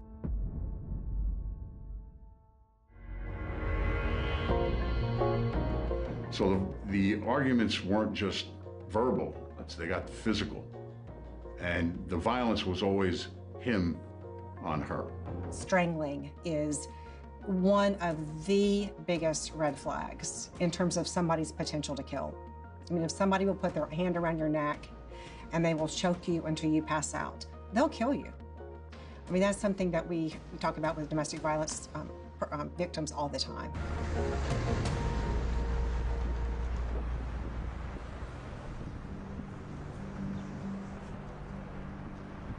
As a result of that incident, Gail demands that he see individually a psychiatrist. And he gets to Dr. Stone. And Dr. Stone does an evaluation over a number of visits with Dr. Birnbaum. He says that after the first session, I thought this guy is a violent psychopath. You know, this guy is so scary to me. And he agrees to see Bob and treat him under some very strict and some very unusual parameters. He asked him to take out a life insurance policy that if Bob Birnbaum hurt Dr. Stone, that Dr. Stone's children would get like $1 million apiece in life insurance, something I've never heard of, you know, as a clinician. And Dr. Stone feels so strong about Dr. Birnbaum's potential for violence that he drafts what's called a Tarasov letter. And the Tarasov letter is basically, it's named after a case from California that basically places a duty on a psychiatrist or any doctor if a person they believe is violent and can be violent towards a specific individual person, that they warn that person. And in a meeting with Gail, he presented Gail with the Tarasoff letter. It essentially says, it is my professional opinion that you are in extreme danger, that it is not safe for you to be living with this man, that he's capable of violence, and that if you do not follow my advice, I'd like you to sign this, which basically says, I've warned you. The only way that she could deal with it is the way she's been dealing with all of Robert's red flags, which is denial. Gail refused to sign, and they stopped going to their therapy sessions with that psychiatrist.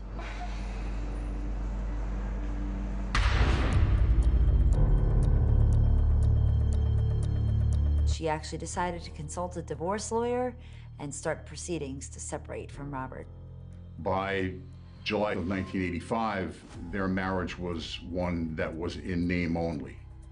But both of them, apart from each other, told their friends that there were problems in the marriage. As a matter of fact, he told one of his friends that he was so mad at her that he could kill her.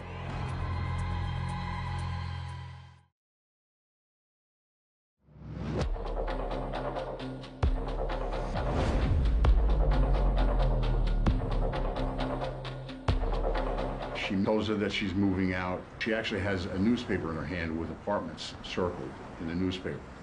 She's looking for an apartment. She's in love with somebody else. She also tells the friend that I have this letter. I have this letter from his psychiatrist that says he's a danger to me. I can use this as leverage in a divorce proceeding, because obviously he's not going to want that letter to go public.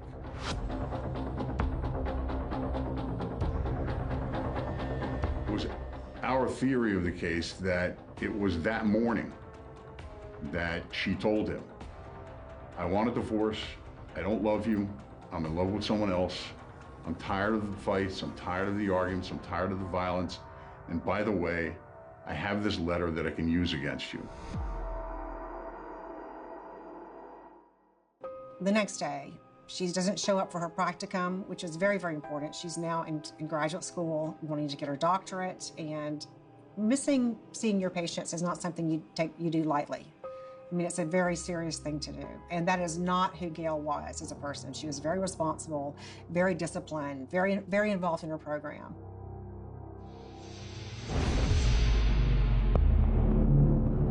When questioned by the police, Dr. Birnbaum knew that they were suspicious of him. Specifically, in one interview, he actually said to them, you know, this doesn't look right, does it? When a wife disappears or a spouse disappears or a spouse is killed, the other spouse is immediately of concern to the detectives.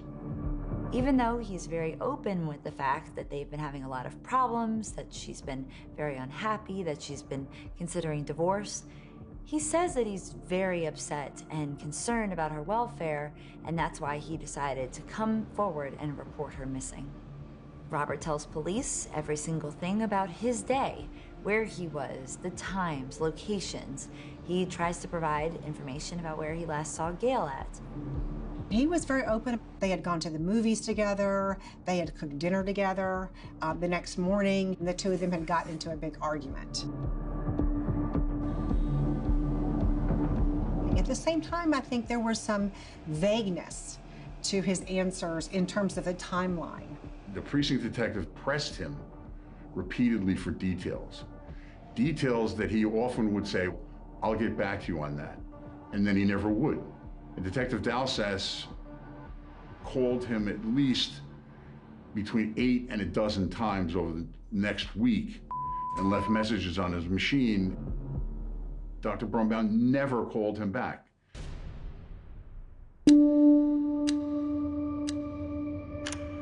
This search was spearheaded by Gail's family. They were the ones who were kind of making the posters and handing them out. Robert Birnbaum did almost nothing to assist in finding his wife. The only things he did were at the urging of her parents and her friends and her sister.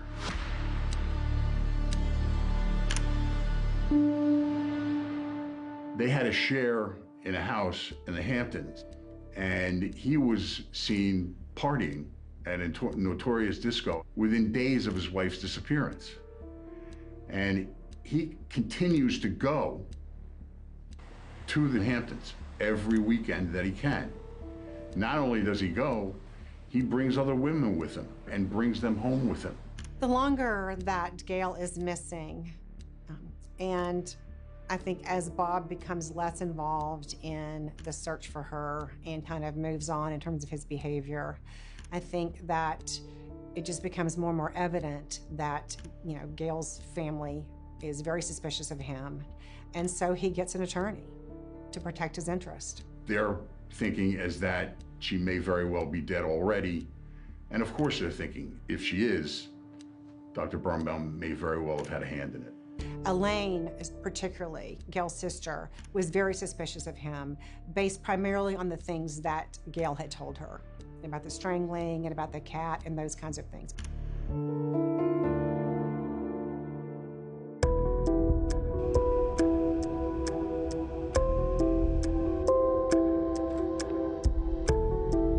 He relates basically the same story, but with some variations.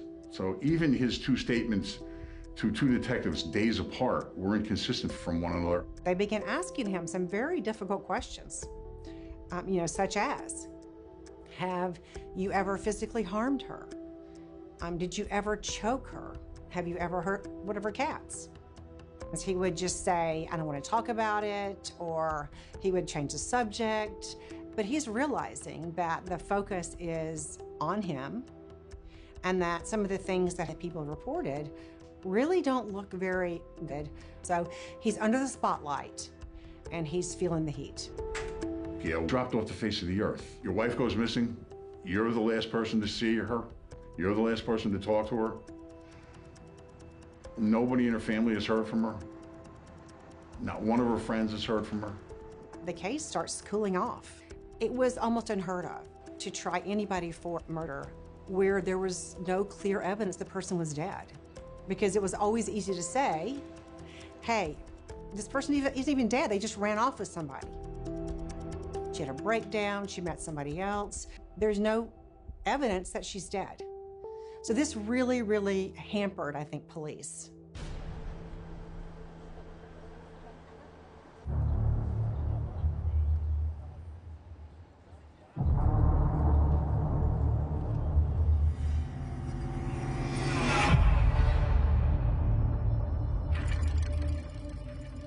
Well, the investigation stops because two assistant DAs in the Manhattan DA's office take a look and decide that there wasn't enough evidence to proceed any further. And I think they did have a lot of suspicions relatively early on. Police kind of felt like their hands were tied. Gail Katz's family definitely think that he has killed her, without a doubt. For Gail's family, this is the worst case scenario.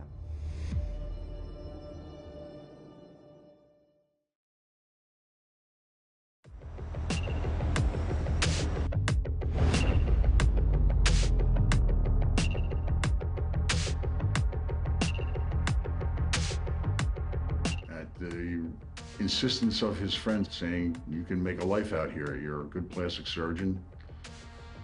Las Vegas needs good plastic surgeons. So come out and set up a practice, and that's what he does.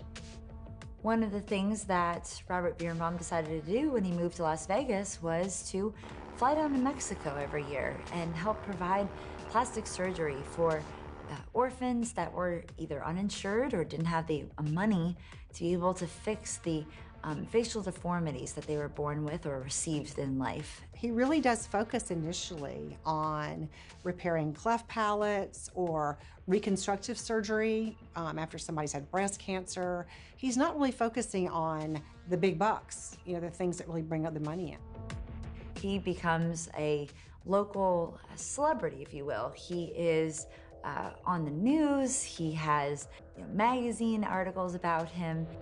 This is somebody who is doing good work here, and at the same time, he's being applauded for this. However, he's not completely changed. He dated probably just about every female member of the medical community at least once, a number of them for fairly long periods of time. They all ended badly. But he gets involved with a woman named Stephanie. And Stephanie is very much invested in the relationship, but a couple of red flags come up to her. She again notices that he has a temper, that he can be very controlling, that he has explosions of rage. I think at one point she broke a glass accidentally in his apartment, and he just flies into this absolute rage in front of other people. She's like, this is a red flag, and we're gonna go see a therapist and just figure this stuff out. This therapist tells Stephanie, this person is dangerous. You will be at risk if you stay with this person. And so Stephanie ends the relationship.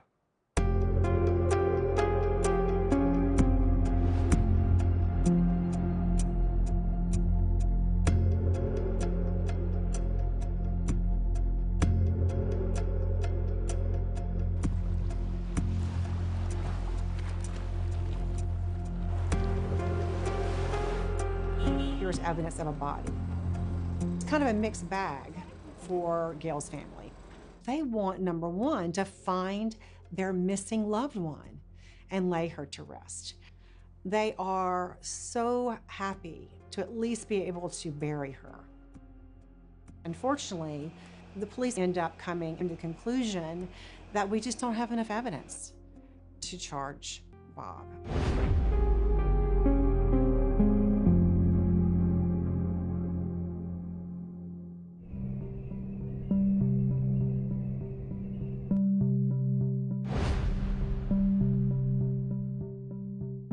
It's a bit of a mystery how Dr. Birnbaum ended up in North Dakota.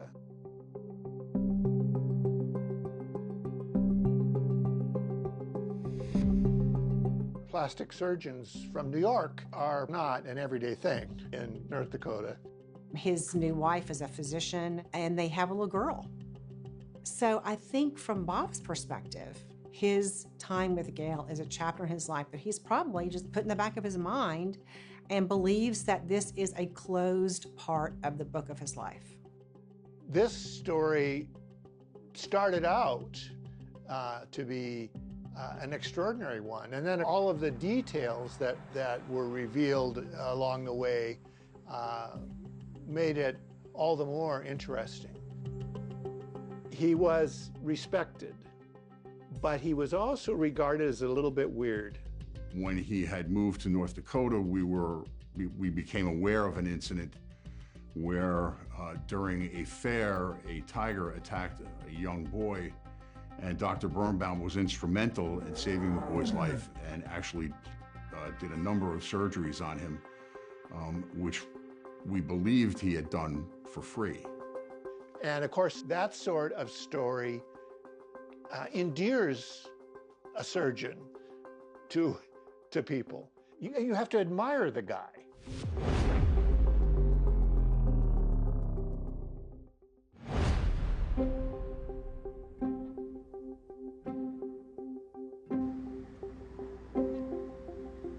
What Bob doesn't know is that there is a detective in New York who is just absolutely determined to try to solve this case before he retires. Andy Rosenzweig said, I believe Dr. Birnbaum may very well have murdered his wife. You guys want to look at this?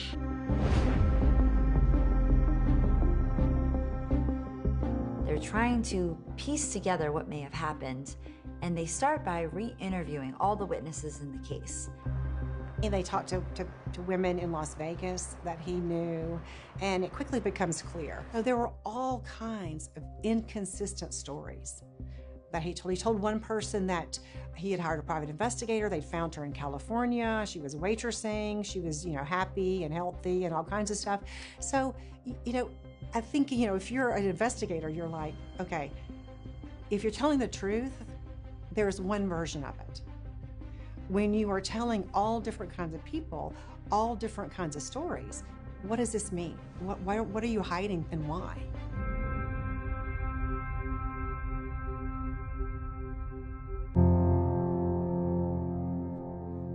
At this point, fortunately, DNA testing is available.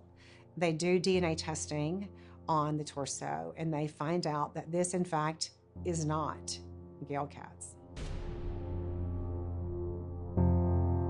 Victims' families have to deal with these kind of bizarre good things in a weird kind of way. Meaning, is it good to know that your family member is murdered? No. But is it better than being missing for 20 years or 30 years? A lot of families would say yes.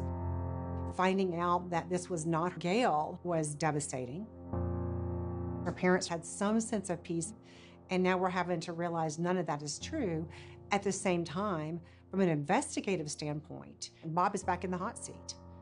He clearly was potentially in New York City with Gail at the time that she died.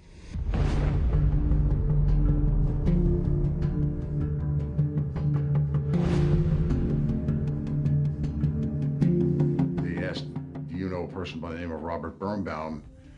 And they said, yes, of course we know Robert Birnbaum. He flies here all the time. They asked, do you have any records of him flying? And they said, of course, we keep records of everyone who flies here.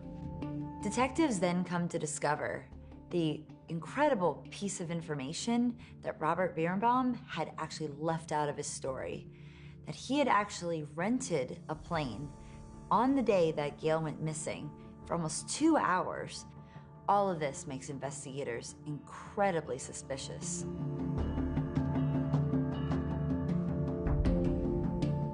He estimated that from Caldwell Airport, he could have flown as far as Delaware and back, or as far as Albany and back.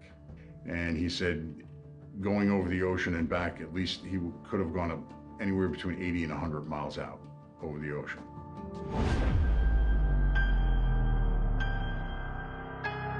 Their theory is that on July the 7th, Bob Birnbaum loses control. He murders his wife, likely strangling, and they're saying that I think because he has a history of strangling, not only Gail, but Katz on previous occasions. I believe that his anger went from 0 to 100 in a matter of seconds, and that he strangles her to death, packages her up in a duffel bag, drives her out to a plane in Caldwell Airport in New Jersey, and flies over the ocean and dumps her out of the plane.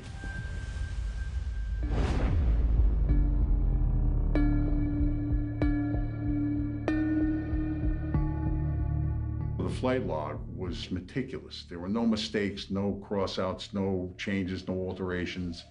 There was an entry that was for 7/7/85, but it appeared as if he had taken a different colored ink pen and he had changed the month from July to August. So now it says 8/7/85. This is a bright red flag. You know, why would somebody be changing their flight log? Plus, in his other interviews with law enforcement, he never mentioned taking the plane out for a ride that day.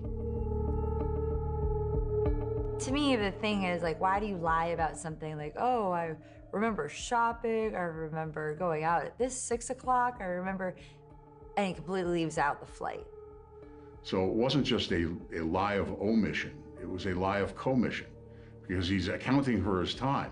In my mind, that was a damning circumstantial evidence, because he didn't want anybody to know, because the first thing that would pop into anybody's mind is that that's where she went.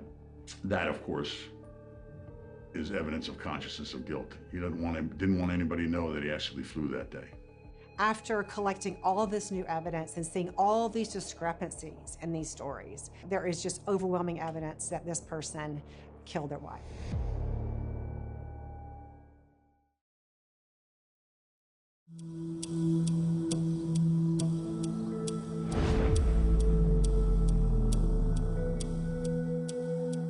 We were essentially unaware of the investigation of Dr. Birnbaum that had been going on in New York. Frankly, I think most Grand Forks people thought he wasn't one of us. And once he was arrested, the sentiment turned to, he's hiding out. Certainly, in the wake of the arrest, Dr. Birnbaum's character sort of morphed, and people came forward with stories about encounters with him. I know a number of physicians who worked with him and knew him well. None of them were his friends. It's difficult because prosecutors can't point to her date of death. They can't exactly say how she died.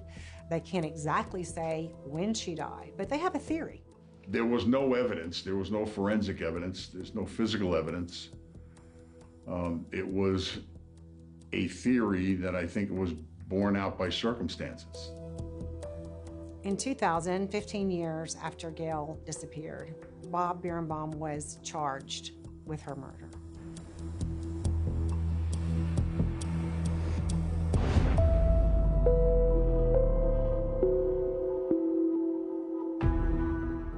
We knew the trial was going to be probably the most difficult that we had ever conducted. I think trying a matter like this 15 years after the incident is fairly uncommon.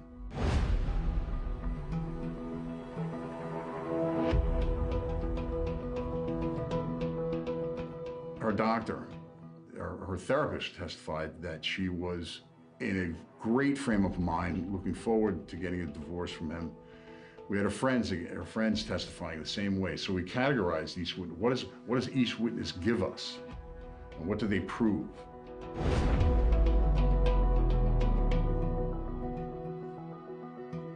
The prosecution showed off the doctored flight records and posited that Gail Katz had been murdered and dumped from an airplane. Prosecutors claim that because of his extensive medical knowledge, Dr. Birnbaum was able to decapitate and remove the limbs of Gail Katz within 10 minutes of her dying, stuff her body into a bag, move the bag into a vehicle, move the vehicle bag into the plane, then fly the plane, push her body off the plane, and have it never be discovered. This is what they say occurred, and the timeline makes it fit, where he was able to do this without having anyone discover it. During the run-up to the trial, we became aware that the defense, part of their defense was going to be that this was impossible. That given the size of the plane, given her weight, given the size of her body, the fact that it was dead weight, that it would have been near impossible.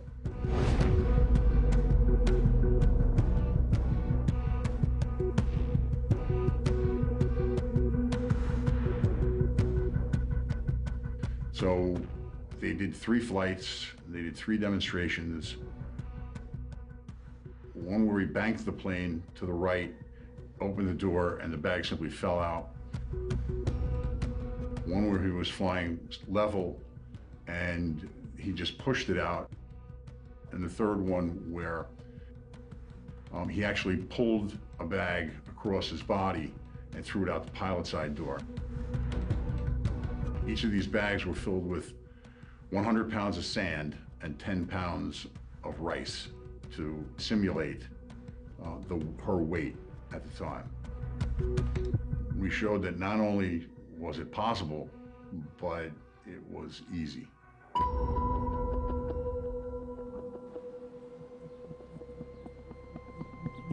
My suspicion is that the prosecutor went into the courtroom concerned that the jury might not buy it.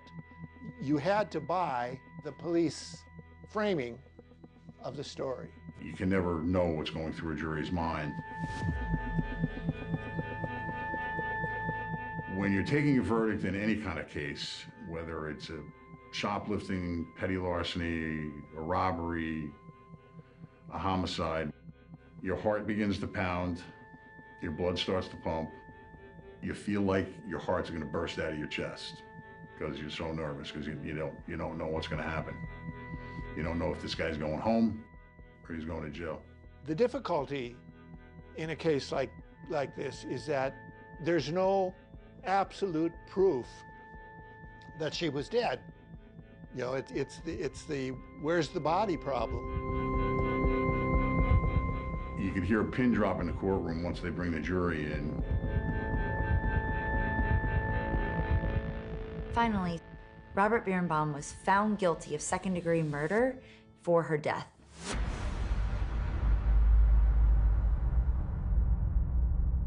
Robert Birnbaum was sentenced to 20 years to life in prison. I did look at him right after that, and he had absolutely stone face. We're all left to speculate how he got away with it for such a long time.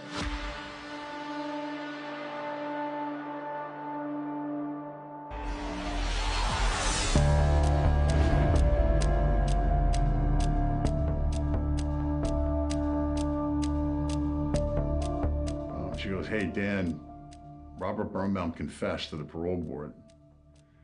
I nearly fell out of my chair. He goes through a matter-of-fact recitation of, we had a fight, I got angry, I strangled her, I put her in a bag, I put her on a plane, I dumped her out of the ocean. It came off to me as completely flat.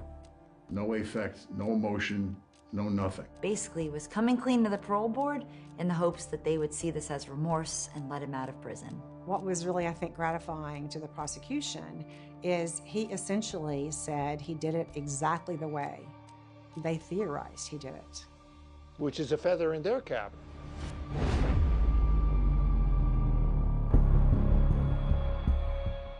I believe Dr. Birnbaum is a sociopath, that he has no emotions, that the only emotions that he has are anger, ego, self-satisfaction, and anything that has to do with himself. What's interesting is all the steps he took to cover it up. And I think that speaks perhaps to him feeling kind of entitled to, make it go away and to kind of continue his life, which he did for years. I think we find homicides like this shocking because that's not supposed to, it's not supposed to happen at this rarefied atmosphere of the upper middle class. Doctors in general are held to a higher standard. They're viewed as being really the tip of society amongst other professions that we really turn to for the people that could help us, that we turn to for integrity, that we turn to for being the leaders in terms of morality and doing the right thing. He emerges, I think, as an arrogant and abusive spouse. And Gail Katz emerges as a tragic victim who was caught in this relationship for a number of years. Domestic violence happens everywhere. It's all around us. And 99% of the time, you can't see it and you don't see it.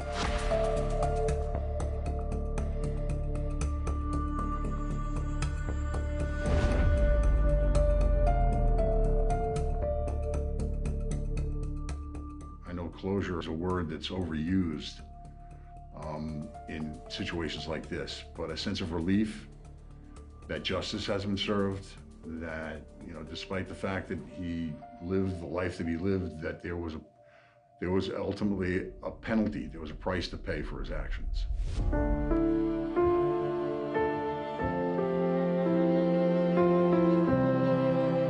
Gail's sister has carried Gail's memory forward, and she's not just carried the torch for her sister, she's carried her memory forward in establishing a wonderful center at Pace University Law School that assists victims of domestic violence. Nothing could be better than that in remembering Gail.